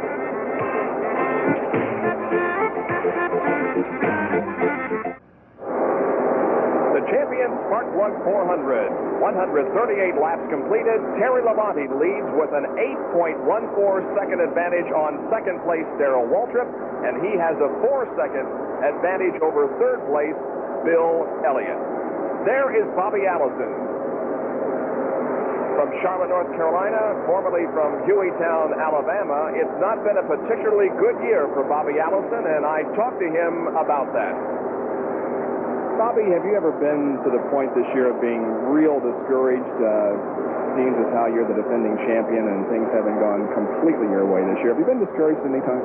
Well, I was real discouraged when that wrecker was dragging us in over there at Pocono with that thing torn up from bumper to bumper. But Gary and the crew jumped on it like I knew they would, and my discouragement kind of went away as they were patching the car up, and we got back out and at least finished the race. There's been some tough times this year. It certainly hasn't been our best year, but I feel like everybody's working hard, and don't count us out.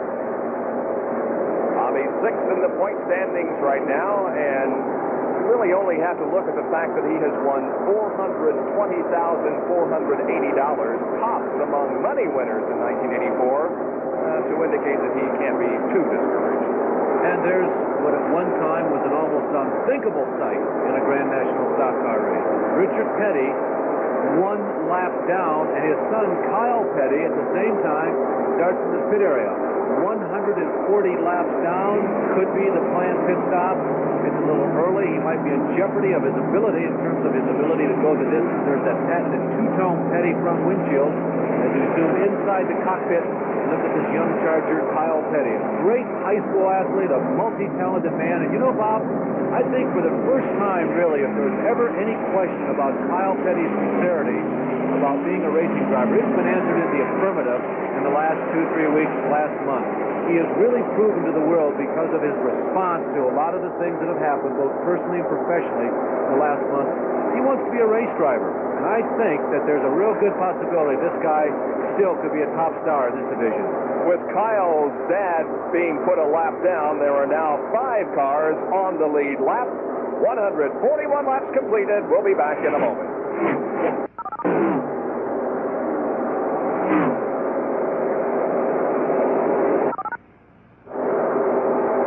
When we began today's champion Sparkplug 400 from Michigan, we had 40 starters. The average speed was 160.726.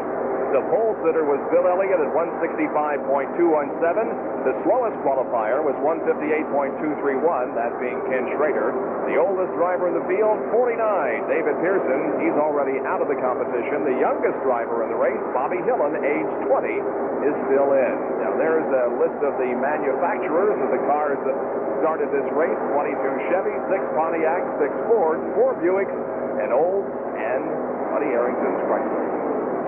Ford certainly made the most of it, though, as it seems to always do. There aren't that many Fords on the trail, but one of them, namely one that was painted red and white, number 9, I think it was. Yeah, there it is.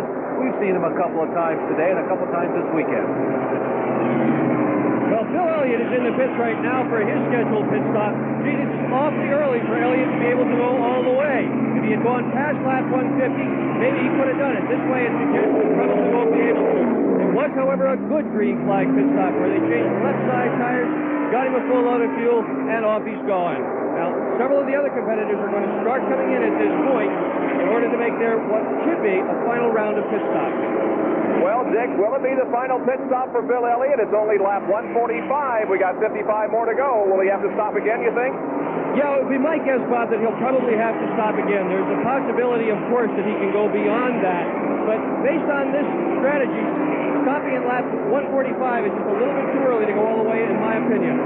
Bob, the furthest that Bill has gone all day is 51 laps. So I'm going to go along with Dick on this one. I don't think it can happen. unless they've been hiding a little something. Of course, you got to figure the odds favor, I hate to say this, but the odds favor a caution flag. If we have one caution flag past lap 150, just about all these bets in terms of fuel mileage playing a role in this race will be off. This guy right here, I doubt that he has any problems at all. First of all, he's up to lap 146. Labonte's stops have been like clockwork at almost 50 laps, almost 100 laps, so Labonte appears to be in good shape. And see, the other interesting thing that's happening Terry is that Terry is running so well, he is probably not using the maximum amount of throttle every lap all the way around. When you're running well, when you're running faster than everybody, it can actually help conserve a little bit of fuel for you in moments like this. Dale Yarborough also makes the stop here in the Hardy Chevrolet. Dale Yarborough is one of those guys who has had great fuel mileage in the 1984 season. His stop comes a little early for most teams, but for this team, you figure 54 laps, a little more than 100 miles, that just shouldn't be a problem. He did go a lap down, Bob, while he was sitting in the pit area. He's going to make it up as all the pit stops go down. Well, will Bill Elliott have to make 2 more pit stops or 1 more pit stop? Perhaps we can get the answer to that from Dick Berggren. Well, here's the man who knows for sure whether he's going to have to make another pit stop. And with Ernie Elliott, his brother and his crew chief, are you folks going to have to make another pit stop, Ernie? Yeah, we'll have to make a stop about 5 laps from the end if it goes under green. We just can't do any better than that. Well, what's your situation in terms of the possibility of winning the race then? Well, we feel like we've got a good shot at winning the race, but we've got to have a break. Because, you know, we're just not getting as good a fuel mileage as the Chevrolets are getting. So you need a yellow flag. Yes, we need a yellow. And there hasn't been one all day. Ernie Elliott's just got to have one at this point. And Dick, on the racetrack, Bill Elliott is up to speed, but as we look toward turn number 4, Bill Elliott in 5th place, Richard Petty is slowing and coming into the pits. He slowed during the drive down the backstretch, and here is Richard Petty coming in for a stop, and this could be something other than routine. Yeah, I think so. It could be simply a matter of running out of fuel, although that does not seem likely. Petty comes in now on lap 148. He had pitted at laps 48 and 99, so his track record up to this point would indicate spraying what is probably ether, an ether-based substance underneath the hood to help get the car restarted. My guess now is he simply ran out of fuel, but that's speculation, Bob. Fires up and away he roars. Yeah, he gets it started once again, and although he's moving slowly out of the pits, the car is under its own power. Now he begins to pick up the pace, and Richard Petty goes back into the hunt. Of course, what hurts you so badly in a situation like that is not that you had to stop or the actual amount of time that you spent in the pits, but it's all the time that Richard lost coasting, as you said, down the backstretch and agonizingly slow down pit road. Terry Labonte still remains on the point as the leader. Waltrip is second. Harry Gant third. Bill Elliott is fourth, and in 5th place now, a lap down because of the pit stop, is Cale Yarborough. In 6th was Richard Petty until he came in. 7th, Benny Parsons. 8th, Buddy Baker. 9th, Dale Earnhardt. 10th, Jody Ridley. 11th, Ron Bouchard. 12th is Bobby Allison. 2 laps down in 13th place, Ricky Rudd. Then in 14th spot is Neil Bonnet, and 15th is Lake Speed. 22 gallons of gasoline. The standard is 100 miles, or on a 2-mile racetrack, 50 laps. Labonte has not yet come in. 150 laps have been completed, meaning that now there is less than 100 miles to go in the race.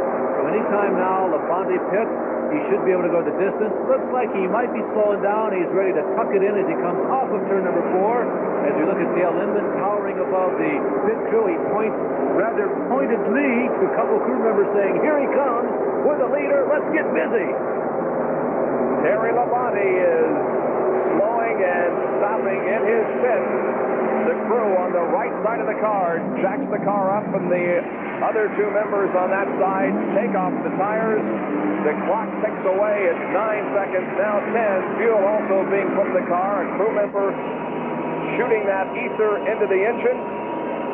It's a 17.3-second pit stop, and Terry Labonte is also slow getting out of the pits, but he finally finds the fire and moves back out. Yeah, I think that car died on him, Bob, when he was coming down the pit road. I think that perhaps was what Dale Inman was hollering at, because they were prepared for that stop, but Dale obviously was startled about something, and he made that large howl and call, and they started to scramble around. Now, here's the guy who's been running second and third all day, Darrell Waltrip. So this is a very important stop for Darrell Waltrip. Waltrip is in right now. Jeff Hammond on the jack by the right-hand side of the car. Up and down goes the handle. They've got the right side tires off already. Hammond now retrieving the right front wheel that had come off. Fast flip of the air hose. Waltrip, very good stop. It's 14 and a half seconds, Dick, but some frantic movement by Darrell Waltrip in that car. Could he have wanted the windshield wiped off and didn't get it, or what was he signaling for? Bob, I don't know. I caught it just at the very end of it, but you're right. He was doing a lot of waving. I think it was certainly not as simple as wanting the windshield clean. It was something perhaps about the setup of the car, but there just wasn't any more time to do anything about it. Maybe they're hoping for a yellow flag. Waltrip may have been trying to say something to Jeff Hammond and Junior Johnson that, hey, if we get a yellow flag, there's something that we got to correct if we want to catch this guy. Here's the only thing that's slowing Labonte down all day, getting caught in traffic like this. The traffic in front of him, Tim Richmond on the high side at number 27, and Dave Marcus in 75, and by and large, Terry Labonte is trapped back there. Now Tim Richmond moves toward the inside of the racetrack and gives Labonte the line up high, but Labonte doesn't want it. Bob, the first three cars right now are as close as they have been since about lap 40. Waltrip is the next car behind that group you're looking at right there, and Bill Elliott also did very well in the last pit stop. There's only about 3 or 4 seconds. There's Waltrip right there now in the middle of your screen, and Elliott is just behind Waltrip out of the picture by maybe 10 or 15 car lengths. So it looks like the battle for the lead may be shaping up here as this race draws to its closing stages. Richard Petty in car number 43 has made his probable last pit stop of the afternoon, and now ESPN and STP present a pit stop.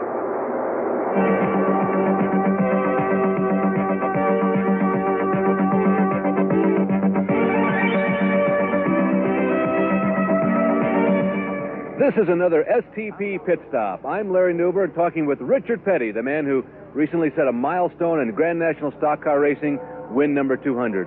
You know, putting together the crew is a big part of any Grand National team. And Richard, where do they come from? Well, they really come from all over. We got one boy from California. We got one from Massachusetts. We got a lot of local boys. When we started the team this year, I brought a couple of my boys along with me, and then Buddy Parrott picked up 4 or 5 boys that he'd worked with before. And, you know, they just come from all over. They just wander in from time to time, or they come by and they want to help, and you see that they're good help, and you put them busy, you know, and, you know, some of them work out and some of them don't. How do you select them? Do you audition? Do you actually have a little contest, see if they can work on the car? Well, yeah, we really do. What they do, you know, we trying to put a pit crew and stuff together, we get out in front of the shop there and put all of our equipment out, set the car out.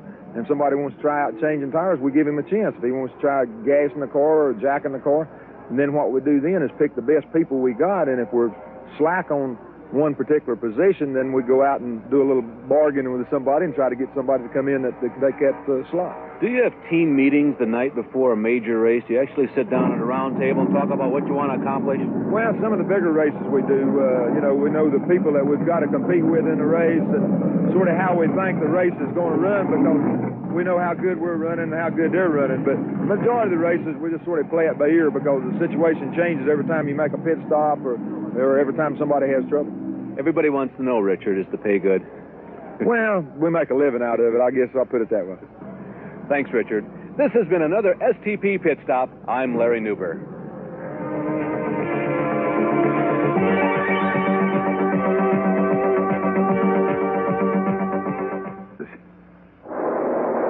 We are back with our live coverage of the 20th stop on the Grand National Tour for 1984, the Champion Sparkplug 400 from Michigan International Speedway, and the battle has heated up considerably. Terry Labonte and Darrell Waltrip are now running right together on the racetrack. Well, don't forget our exciting coverage of the CFA this autumn as we begin coverage with a doubleheader on Saturday, September the 1st at 3:30 p.m. Eastern Time. It's Western Conference champion Brigham Young against Pittsburgh, and then later that same day, Florida against Miami. The question is, of course, who will the next pro quarterback from BYU be? There's always somebody at BYU who can throw the football. They'll be going up against that very stout now famous Pittsburgh defense. You know that one or two people on the Pittsburgh defense are always headed for stardom in the NFL. Or the USFL, or any other pro football league. Don't mean to slight the rest of you guys. Terry Labonte and Darrell Waltrip are now battling for the lead. Labonte has been able to hold off Darrell's challenge in the last few laps, but now Darrell's wrapping on Terry as they come across the finish line and move through the tri-oval down into turn number 1. And not that far behind is the third place, Bill Elliott. Cale Yarborough still running 4th, and Harry Gant is 5th. Those 5 cars are on the lead lap. Now, Cale did go a lap down during his pit stop, but gained it back when the others came in. Yeah, and remember that Bill Elliott, we have been told, has to stop one more time. We believe that he is the only one who has to do so, although Gant did stop. No, he stopped at lap 150. Waltrip stopped at lap 151. And Labonte stopped at lap 150 also. So only Bill Elliott among the top 5 apparently faces yet one other break in the action in terms of his competition on the Speedway. That's really working to his disadvantage right now. Everybody else wants to go the rest of this race green. Bill Elliott is just sitting on the edge of the cliff, waiting to jump off and get down in the pits if he sees the yellow flag. As these cars were in turn number 4 last lap, you may have noticed a car running slow on the apron of the racetrack. That was the number 66 of Phil Parsons, who is in for a stop as we continue to watch the leaders down the backstretch. Now, Terry moving to the inside and Darrell to the outside in turn number 3. Darrell pulling alongside Terry Labonte and acting like he would like to take the lead, but no, he settles back into second spot and is content at this point to stay in second spot. They cross the stripe once again and complete lap 163. Labonte and Darrell Waltrip running first and second. This is a racetrack where, with a little bit of superiority in terms of setup, you can pull away from the field. Not as easy to hook up in a draft with these 3,700-pound stockers here at Michigan and really make some progress with it like it is the bigger tracks of Talladega and Daytona. I think Waltrip's serious about this. That'd be my guess. I think if he feels as though he's running faster than Labonte, he'd like to get around him, kind of get on about his race and leave Labonte and Bill Elliott in his wake. Waltrip and Labonte may not know, Bob, that Bill Elliott has to stop one more time. Usually the information up and down pit road is pretty good, and they kind of keep an eye on everybody else. 50-50 are the chances that they know that. But Waltrip, I would suggest that if he feels as though he can pass Labonte, he might wait if you're on a bigger racetrack here in Michigan. Bill Elliott is closing quickly on second place. Darrell Waltrip. Let's go down to Dick Berggren. Of the several teams that are running in the front of the pack right now, 3 of the 5 would like to see at least a caution flag, or certainly would like to make another pit stop. Terry Labonte's crew says yes, they can probably make it on the fuel that they've got, but it's going to be close. Harry Gant's crew says the same thing. They'd like to see a caution so they can adjust the car a little bit. Waltrip's crew says they can go all the way without another fuel stop. And by the way, the gesturing Darrell was doing on that pit stop was communicating that he would like the windshield wiped. Elliott's crew says they definitely need to get more fuel in that car. And in fact, they've got the pit board up down pit road now for Tim Richmond, who's going to come in. Elliott needs another stop. They'd like to have that on the yellow flag. Cale Yarborough's crew said they started the day with a push problem. That's a chassis problem. They've worked on it as best as possible. They've got it pretty good. They think, they hope, they can go all the way. So everybody'd like to see a caution flag so they get their cars set up for a final run to the checker. Everybody's hoping they've got enough gas, except Elliott, who knows he hasn't. Boy, this has been an incredibly interesting race because of the fact we have had no yellows. You wouldn't think of a 400-mile, 200-lap race on a 2-mile high-bank track would be a sprint race, but that's exactly what it's turned into today. It's happened that way so often here at the Michigan International Speedway. It is a relatively short race for a super speedway, and because of the pace, you always have to go all out for the entirety of the race. There's Rodney Combs, the dirt tracker. We'll call him a dirt tracker, although most of his early career work was done on a short track paved down in Cincinnati, Ohio, the Queen City, once called the Tri-County Speedway. He actually started his career out on dirt at that same racetrack. He and Booby Harrington have got hooked up in the Red Roof Inn. There was a time when it didn't look as though that Booby Harrington was going to be able to utilize all the Jim Stacy equipment that he inherited, but Jim Truman and the Red Roof Inn people came along and had gotten his car back out on the racetrack. Rodney qualified up into the top 20 for today's race. Matter of fact, he was 19th fastest qualifier at 160.775. Out-qualified such drivers as Neil Bonnet, Richard Petty, and Bobby Allen.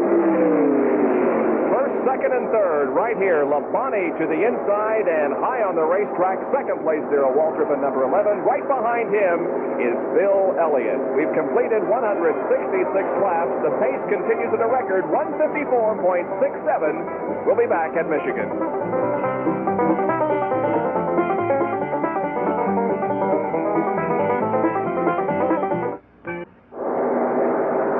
I invite you to join us each Thursday evening at 7:30 p.m. Eastern Time for Speed Week, our weekly half-hour racing show in which we review the activity from the previous weekend and also bring you some features on the drivers and the crews throughout auto racing. Speed Week, 7:30 p.m. Eastern Time on Thursdays here on ESPN. The battle at Michigan International Speedway in the Champions Spark Plug 400 is among three cars: Terry Labonte, Darrell Waltrip, and Bill Elliott, and there they are crossing the start-finish line, completing 170 laps, only 30 to go. We still have not had a caution flag all afternoon, and the green pace is now 154.67 average. Frustrating for Bill Elliott. At this point, Elliott has nothing to lose. He has got to run flat out and try and take the lead. He would like to take the lead, build up a little bit of cushion, then dart into the pits late in the race, and try and get into and out of the pits before these two guys keep going around.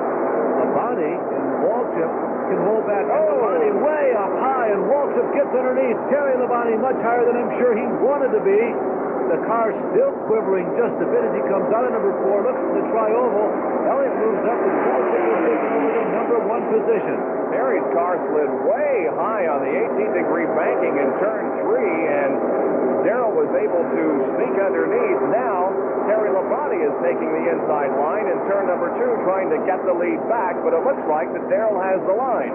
They come off of turn number 2 and run side by side, door handle to door handle, down the backstretch. Bill Elliott is watching the activity up in front of him. He should be able to move up at this point with the two of them side by side. Elliott should be picking up somewhat of a draft. Labonte coming back the last lap, remember right here, he slid way up high by the wall. I thought something may have gone wrong with the car, but it looks like now it just might have been one of those moments in the race. Labonte trying to get the lead back. And they're lapping Ken Schrader, and Ken is going rather slowly to the inside of the racetrack. They're putting another lap on Ken, who is one of the drivers, by the way, who would like for this race to be over quickly. Why? Well, because he's going to get in his passenger car at the checkered flag here and drive about 3 hours to Kokomo, Indiana, and compete there in a sprint car race later tonight. Bill Elliott still looking for that hole there as Waltrip is able to stave off the challenges of Terry Labonte. The jam is on, but Labonte can't take advantage of it. Joe Ruttman now moving down to the low side of the speedway, checked the mirrors, he saw what was coming up and moved out of the way. Labonte and Waltrip with plenty of racing room. Elliott continuing to stalk. Remember, I was about to say that Waltrip and Labonte, they may have to just go a little soft on that accelerator from time to time. They want to make absolutely certain that they can finish this race and go the distance under green flag and not give them a chance for fresh drink of fuel in the pit. But Elliott, he has got to run flat out. Bill Elliott has got to consider every lap like the white flag. He needs to get to the lead and build up some type of an advantage if it's at all possible. The top 3, Darrell Waltrip, Franklin, Tennessee, second. Now we had a change. There's Bill Elliott in second position, and right behind Bill is Terry Labonte in car number 44. Darrell Waltrip looking for his 4th win on the 1984 Winston Cup Series. Bill Elliott looking for his 2nd win. His 1st win of this year came here at Michigan. And Terry Labonte is looking for his 2nd win of the year. His win came at Riverside, California.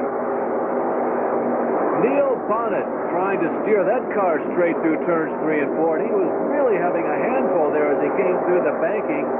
Neil Bonnet, he has led more laps than any other non-winner in the 1984 season. Remember, he had that one race where the victory was taken away from him on Monday morning. Bonnet's car is something of an unusual automobile. It It's a front steer car, which Junior Johnson ordinarily doesn't run. But even more than that, it is somewhat experimental. It's very late in the season to start experimenting things, but Junior apparently has decided to go ahead and do that. It's experimental enough that, in fact, in the garage area yesterday, they kept blankets, tarps over the top of the suspension components, just to make sure nobody got a look at it.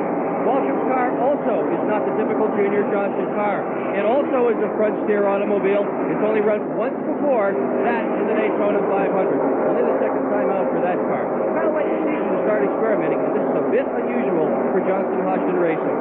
Well, Dick, when we began this 1984 season, there was all kind of questions as to whether or not the two-car team was going to work with Junior Johnson. What is the feeling among the crew members and among the top-level people on this crew, if it has worked or not? Well, I think the real question is not whether the two-car team has worked as much as what has happened to the Johnson Hodgson team. Now, the Bonnet organization has suffered injuries, both to the crew chief, who isn't even here today. He broke his leg badly at Daytona. He's missed a lot of the races.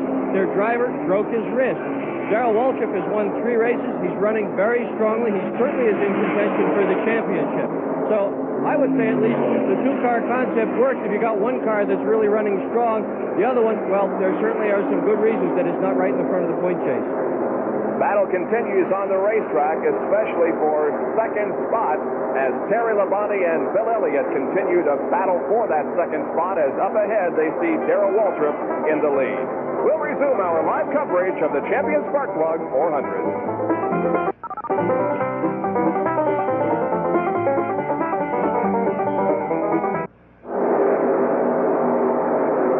For Top Rank Boxing on August the 23rd at 8:30 p.m. Eastern Time from Resorts International in Atlantic City. Sam Smith and Al Bernstein will bring us the 10-round lightweight contest between Chris Calvin from Nashville, Tennessee, and Remo DiCarlo from Toronto, Canada. Calvin is 12-3-1 with 10 KOs, and DiCarlo is 11-1 with 2 knockouts. Top Rank Boxing, August the 23rd. And while we're talking about boxing, let us not forget to congratulate all of the athletes at the 23rd Olympiad, but especially the U.S. boxing team, which had great success. Yeah, I know there's been a lot of flag waving, but even amidst and apart from all of that, it has been remarkable, the performance in the 1984 Olympic Games, and I think it is a direct response to the fact that so many people were discouraged and unhappy over what happened in 1980, and they waited 8 years to do it, and they were loaded for bear when the opportunity came.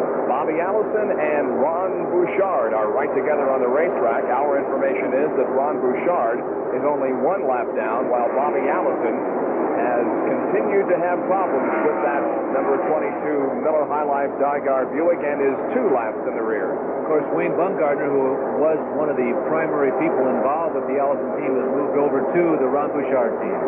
4 leaders so far in the race, 9 lead changes, no caution flags to this point with only 20 laps to go. Dick Berggren is with Waddell Wilson. Waddell, any rabbits to pull out of the hat here? Well, no, I feel like right now the car's running good. We're running as quick as the leaders. The only thing about it, time's running out, and we need a caution so we can get back with the front runners. Okay, there's Waddell Wilson with the story on Cale Yarborough's car. Right down the line, everybody wants a caution flag. And Bob, Bill Elliott has accomplished part of his task. There you see him in the red and white number 9. He does have the lead, but he cannot chase Waltrip and Labonte. Because of the fact that we have run so many laps under green and we have had no cautions, this situation regarding fuel mileage is beginning to be of interest once again. And we asked Cale Yarborough about extra fuel. Is it possible that there are competitors here cheating on fuel? Well, you know, when the gas mileage thing first came about, and of course Bobby Allison was getting better fuel mileage than anybody else, I really believed at the time that they were doing something that wasn't quite legal. But since Waddell's going to work and some of the other guys have gone to work on fuel mileage and working on the carburetors to get better fuel mileage, and also me doing my part in stretching the fuel mileage out, I don't really believe there's anybody here that's doing anything illegal as far as fuel mileage is concerned. So, quite a different viewpoint than Ricky Rudd had a couple of weeks ago when we were in Pocono, when he out and out said there is cheating going on. Well, as an interesting sidelight to that. I commented myself earlier in the broadcast that my feeling is kind of gravitated toward the fact that the engineering is doing it, not something illegal. I did ask a couple of the crew chiefs this week, would it be possible to hide fuel in these cars, even considering all the research, all of the testing, all of the challenges that have been made in regards to taking apart the cars? The answer was, yeah, we think it would be possible, but it doesn't look like it really happened. Bill Elliott has moved back into the lead, and he has put that much distance between himself and Darrell Waltrip, and Terry Labonte is in third position, but he too has fallen behind Darrell Waltrip just a bit. So these three cars that were running right together on the racetrack a few laps ago, now Bill Elliott is beginning to pull away from Darrell Waltrip. Well, we mentioned at the opening of the show how there had been 12 different winners in 19 races this year, and it looks like that we will not have a new winner because the first three at this point in the race have won on the 84 trail. There they were earlier today, just after the drivers' meeting. The 12 winners in NASCAR competition from left to right: Tim Richmond, Benny Parsons, Darrell Waltrip, Cale Yarborough, Dale Earnhardt, Harry Gant, Ricky Rudd, Richard Petty, Terry Labonte, Bill Elliott, Jeff Bodine, and Bobby Allison. Not only the first three, but the first five guys, the only five on the same lap, have already won in 1984, so we're going to have yet another repeat winner. But the interesting thing is the point standings. They will continue to still be an issue. Waltrip looks like he's going to be in good position here to pick up some points on Earnhardt, but still, Labonte will finish up near the front. Elliott will probably finish up near the front. The way this point thing is going to go down right to the final race yet another year. And we will, of course, update you on the point standings, how this race came out, and the other important auto racing events of the week when you join us for Speed Week, Thursdays at 7:30 here on ESPN. Bill Elliott from Dawsonville, Georgia, who calls his second home Brooklyn, Michigan, right up the road, is leading here at Michigan. He won the race earlier this year here at this racetrack. He's putting another lap on Tim Richmond, who is running relatively slowly on the inside of the track. Elliott sets the car in turn number 3. Second spot is Darrell Waltrip.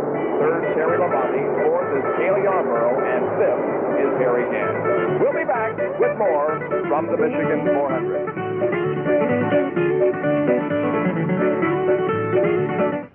We have 12 laps to go.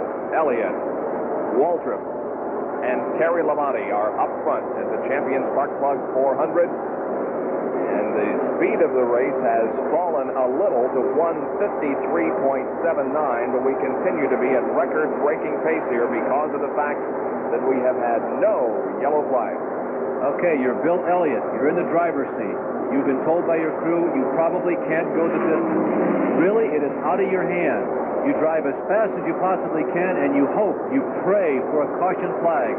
How do you handle it? The only thing you can possibly do is move to the front, which he did about 7 or 8 laps ago, and try and put as much daylight between himself and Cale Yarborough, Terry Labonte, and Darrell Waltrip, the 4th, 3rd, and 2nd running cars in that order. You're hoping for a yellow flag. You're watching the light. Every time you pass a corner and you see one of those lights, you look at that green light and you heave again. You hope for a yellow. You hope in the next corner that the yellow light flashes. He watches the dashboard, watching for the red low fuel warning light to pop on. If it pops on, you don't have any choice. You have to duck in immediately. So for Bill Elliott, the race just drags on agonizingly fast, unfortunately, as the laps continue to go by. Well, Bill will have his work cut out for him because you figure a pit stop will take about maybe 10, 12 seconds to just put fuel in the car. However, you've got to consider the slowing down and the speeding up. And right now, trying to determine how much of a lead he has, it's about 3 or 4 seconds on Darrell Waltrip. Not nearly as No, it really isn't. And Bill would have to really stand on the gas and do a near miracle to win the race if he does have to pit again. There is Harry Gant in car number 33, who has been working very smoothly all day. He is running in 5th spot. Yeah, Harry has no fuel problems whatsoever. He has been like clockwork, about lap 50, about lap 100, and right at lap 150. So Gant is right on schedule, as he has been the last 3 or 4 races. They're one of the crews that made the breakthrough in the fuel efficiency gain. Harry Gant right now runs in fourth position, or rather fifth position, and should something happen to Elliott, namely just that pit stop that we're anticipating, Harry is really going to benefit from it. But you know, when you are Bill Elliott in this case, Ernie and Dan Elliott and crew, you almost have to come in, Bob, because they're going after the points championship this year as well as wins in a race. Now, in years past, when they were not going after the points championship, they could let it all hang out, just cast caution to the wind and go after victory. But in this particular case, they want a top 5 finish. They don't want to run out of fuel 2 or 3 laps in the end and end up finishing about 16th or 17th, which is where they would if they did not finish this race, say, dropping out with 5 laps to go. So not only is their fate sealed in terms of whether or not we have a caution flag to go the rest of the distance green, they got to stop. They don't have any choice in the matter because they're going after points. Bill Elliott is third in the point standings with 2,764. He is just 14 points behind second place Terry Labonte and is only 79 points out of the lead as far as the point standings are concerned. There is Harry Gant, our number 33, moving down the backstretch and into turn number 3 as we pick up the leaders once again. Bill Elliott in car 9, leading at this point, about a 3-second lead over Darrell Waltrip and then Terry Labonte. There are maybe slowing, Bob. Elliott may be slowing. Yes, he is. He is coming in for a stop. It appears 193 laps will be completed when the leaders cross the stripe, and here is Bill Elliott making the stop 7 laps from the finish, leading a tough break, but those mileage problems have reared their ugly head again for Bill Elliott. Engine is stalled. It's stalled. He's trying to get it started. The crew is chasing him down pit road. It started. It stalled again, and it started again, and there he finally goes. An agonizingly difficult pit stop for Bill Elliott. The crew is very, very disappointed at that pit stop. And well, they should be. He's lost about a little over a half a lap here. The leaders, as you can see in the upper right, are rounding turn number 4 now, while Bill Elliott is still picking up speed and moving on high onto the racetrack in turn number 2, now onto the backstretch. It's about a half a lap that he lost in that pit stop. So now we concentrate on who's going to win, Darrell Waltrip or Terry Labonte, or will perhaps the third-place car of Cale Yarborough now pull off the win. We've got 6 laps to go, less than 6 to go. Elliott was able to get out in front of Harry Gant, but behind Cale Yarborough, so Bill Elliott now relegated to 4th position simply because he didn't have the same economy as the 3 people running in front of him. Once again, the cars are in turn number 3. Labonte, who we have seen perhaps experiencing handling problems at times during the day, did slide up high onto the racetrack a few laps ago and lost the position, and we noticed on that particular lap that he was just a little less stable getting through the turn than Darrell Waltrip was. Cross the stripe again and head down into turn number 1. Labonte chooses the low line in turn number 1 while Waltrip stays high. One thing for certain, Darrell Waltrip is not going to give anything away. Watch for Waltrip to be near perfect on these final 5 laps.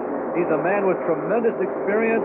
He's done very well, needless to say, the past 3 or 4 seasons, and he seldom makes an error in the final 10 laps of a race. If Labonte wins this one, he's going to have to drive one of the races of his life. Third place, Cale Yarborough. The question is, can Bill Elliott catch Cale and move into 3rd? There is Yarborough at the end of the backstretch. He moved into 3rd when Bill Elliott moved into the pit area for a stop. And there is Bill Elliott. Finally, you can see he's considerably behind Cale Yarborough, so he's got his work cut out for him to even finish in a 3rd position in this race. And the point being that Yarborough, as we've heard for about the last 100 laps from everybody, has been running as fast as the leader. He just got a little bit behind between lap 50 and lap 100, and he's never been able to make up the difference. The leaders will complete lap 197 when they come by this time. There will be 3 more laps to go. It's prediction time. Waltrip or Labonte? We were on a super speedway, I'd say Labonte, but here at Michigan, Darrell Waltrip. All right. I'm going to go for Waltrip, too. He's looked very strong throughout the afternoon. So has Terry Labonte. There have been only 4 leaders, Elliott, Labonte, Waltrip, and Cale Yarborough for 1 lap, while everybody else was sitting. But basically, it's been a race between or among 3 cars. Yarborough is pitting. Yarborough is pitting, believe it or not. So Bill Elliott is, if things go well the rest of the way, the next 3 laps, he will pick up the 3rd spot. A very unexpected situation here.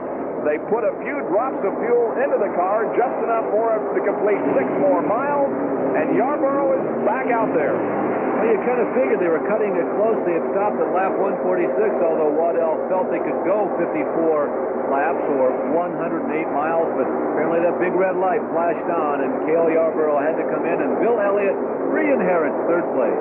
2 more laps to go, and now Labonte begins to show some muscle on the inside as they move into the backstretch.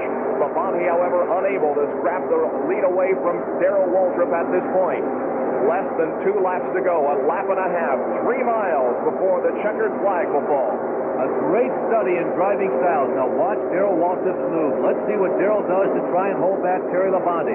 Will he drop down low coming to the tri-oval? That is a very characteristic and common move here at the Michigan International Speedway. Labonte seems to be very good down on the bottom of the corners, particularly in 1 and 2. That may be Terry's last chance. Here comes Darrell through the tri-oval. Harold Kinder waves the white flag. We have a car smoking very badly in turn number 1. You can see the smoke there. That is Jody Ridley. He's already been given the black flag. It probably will not bring out a caution for the last lap. Even if it does, the guys will race toward the checkered flag, and we're going to determine a winner here. There is Jody Ridley smoking badly at the end of the backstretch. Now the leaders approach the end of the backstretch with Darrell Waltrip being able to put a little bit of real estate between himself and Terry Labonte. They set their cars into turn number 3. 2 more turns to go before this Champions Spark Plug 400 is history.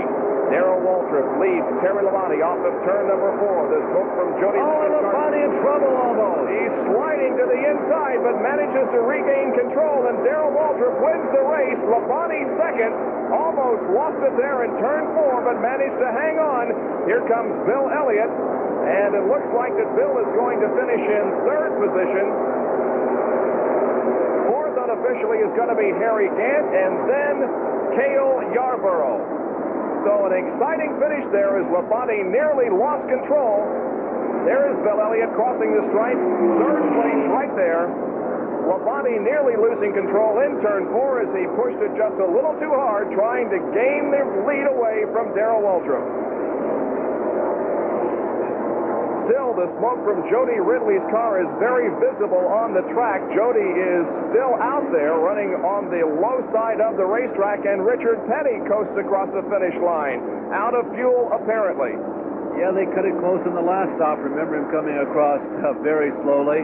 And here is that last turn on the last lap. Look at Terry sliding up towards the ball. I think he may have just barely nicked it. Boy, he did an excellent job of grabbing that car and picking it back up because he was gone. You figure you were sliding down some banking of about maybe 16 degrees at that area of the racetrack, and he did a heck of a job gathering that car in. Well, there is the winner, Darrell Waltrip, his 4th victory of the year, and that means he has won more races now on the Winston Cup circuit than any other driver. Dick Berggren will talk with him in victory lane when we return to Michigan International Speedway.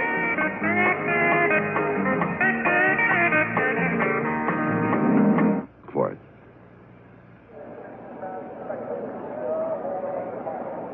Back at Michigan International Speedway, let's go right now to Victory Lane, where Dick Berggren is with the winner of the Champion Spark Plug 400, Darrell Waltrip.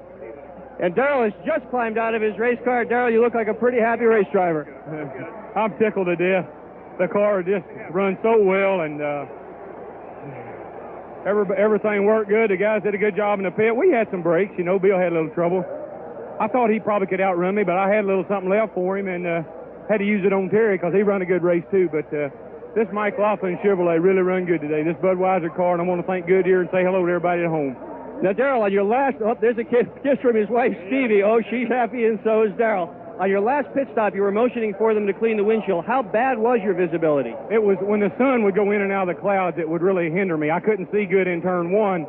But otherwise, it wasn't too bad up here on the other end, so I had to kind of stay away from that wall. The car really wanted to get up by it, and I had to really watch. I'd like to say happy birthday to Warner, too, if you're watching. And 2 out of your 5 top competitors here this afternoon had to come in for fuel right at the very tail end. You didn't. How much have you guys been working on this fuel situation? A lot. You know, after you get beat so many times by something like that, you go to work and see what you can do about it. And Junior and Brad and Jeff and all the boys in the shop did a good job with the engine today. It really did run well. Toward the end of the race, there was a lot of smoke from one of the cars, and Labonte got very much out of shape right at the very tail end. Did that make the racetrack greasy, Darrell? It really didn't. It was a hindrance from your view more than anything, the smoke from the car. I don't believe he was putting down a lot of oil. I didn't feel it if it was, but I don't believe it would have made any difference anyway. I know Terry he was coming if he could, and I was going to hold him off if I could if we all went into the oil and into the wall, because it's going to be close. And there's Darrell Waltrip, the winner here this afternoon. Congratulations, Darrell. It was not perhaps the most exciting race we have seen at Michigan, but nevertheless some good competition, especially there in the last 50 or 75 laps. Yeah, the first thing I'd like to also say before we talk a little bit more about the race, say hi to Doug Richard back in the hospital, hopefully watching, and also Jim Gardner of the Dyguard team. We've been remiss in not mentioning that Jim had a heart attack. He's in the hospital. Hope he had a chance to see the broadcast. One thing I'd like to say about the race, Bob, I know there were no cautions. I know we didn't have 14 guys finish under a blanket for the win. But you know something? Fate did not really play into the hands of this race. Very little attrition up front, no caution flags. The best teams today won the race. Unofficially, it was a track record for a 400-mile race here at Michigan. The old record, 153.4. Waltrip's average, 153.8. We'll be back with more post-race comments after these messages.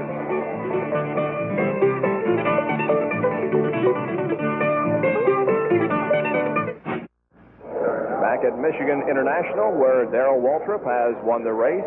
The unofficial results show Labonte in second, Bill Elliott third, Harry Gant fourth, and Cale Yarborough finishing fifth.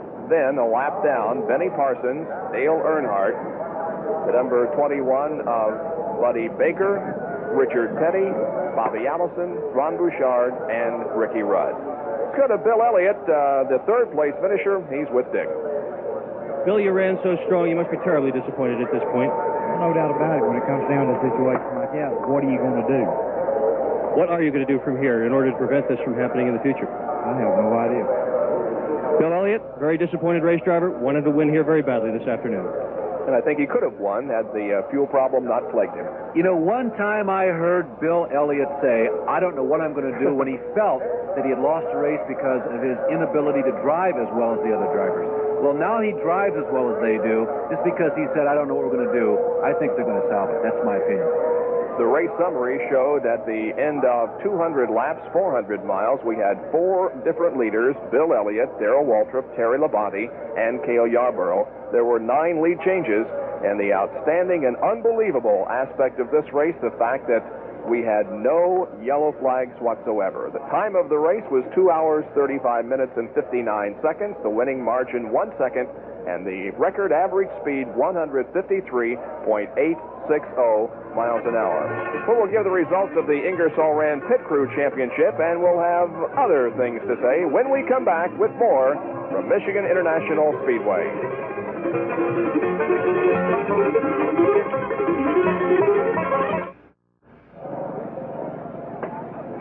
Back at Michigan International, Darrell Waltrip's team beat Harry Gant's team by 10.23 seconds in the Ingersoll Rand Pit Crew Championship. Dale Earnhardt's team was just 1.06 seconds behind in third place. So not only does Darrell win the race, but his team wins the Pit Crew Championship.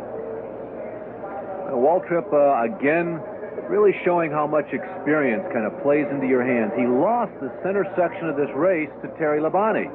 He lost the first 50 laps, or most of the first 50 laps of the race, to Bill Elliott. But when the chips were down, the experience begins to come through. Not only did Dale run pretty much a perfect race the last 75 or 80 laps of the race, but also did the crew. They made the right calls at the right time. They judged when they should be really going all out, when they should be holding back just a tad, maybe going about 98% capacity. At all, you can't say it fell into their hands. They raced for it and they won today. They whooped everybody. The points battle is going to tighten up also, because Dale Earnhardt, who went into the race as the leader, did not finish in the top 5, and Waltrip and Labonte and Elliott are going to make nice moves as far as the point standings are concerned. Well, it definitely will go right down to the last race. There's no question of it again. And let's get some final comments from Dick Berggren, who's been hard at work in the pit area all day. Well, it turned out that Darrell Waltrip was one of the few people here that really didn't have to win this race in order to keep his job, keep his sponsor happy, but he did it anyway. This is a very, very strong team. Their 4th win. They are trying very hard to win a championship this year. We'd like to remind you that we will capsulize all the auto racing events from this weekend on Speed Week at 7:30 Eastern Time this Thursday evening. We'd also like to remind you that our next live telecast will be at Darlington, South Carolina, the Southern 500 on Labor Day weekend, and the same day, as a matter of fact, a big doubleheader here on ESPN coverage of the IndyCar race at Mid-Ohio. The Champion Sparkplug 400 has been brought to you by Pontiac. Test drive a new Pontiac at your Pontiac dealer, because at Pontiac, we build excitement. And by the Asfor Motor Oil, Pennzoil, protection worth asking for. And by the makers of Skoal and Copenhagen, for real tobacco pleasure without lighting up.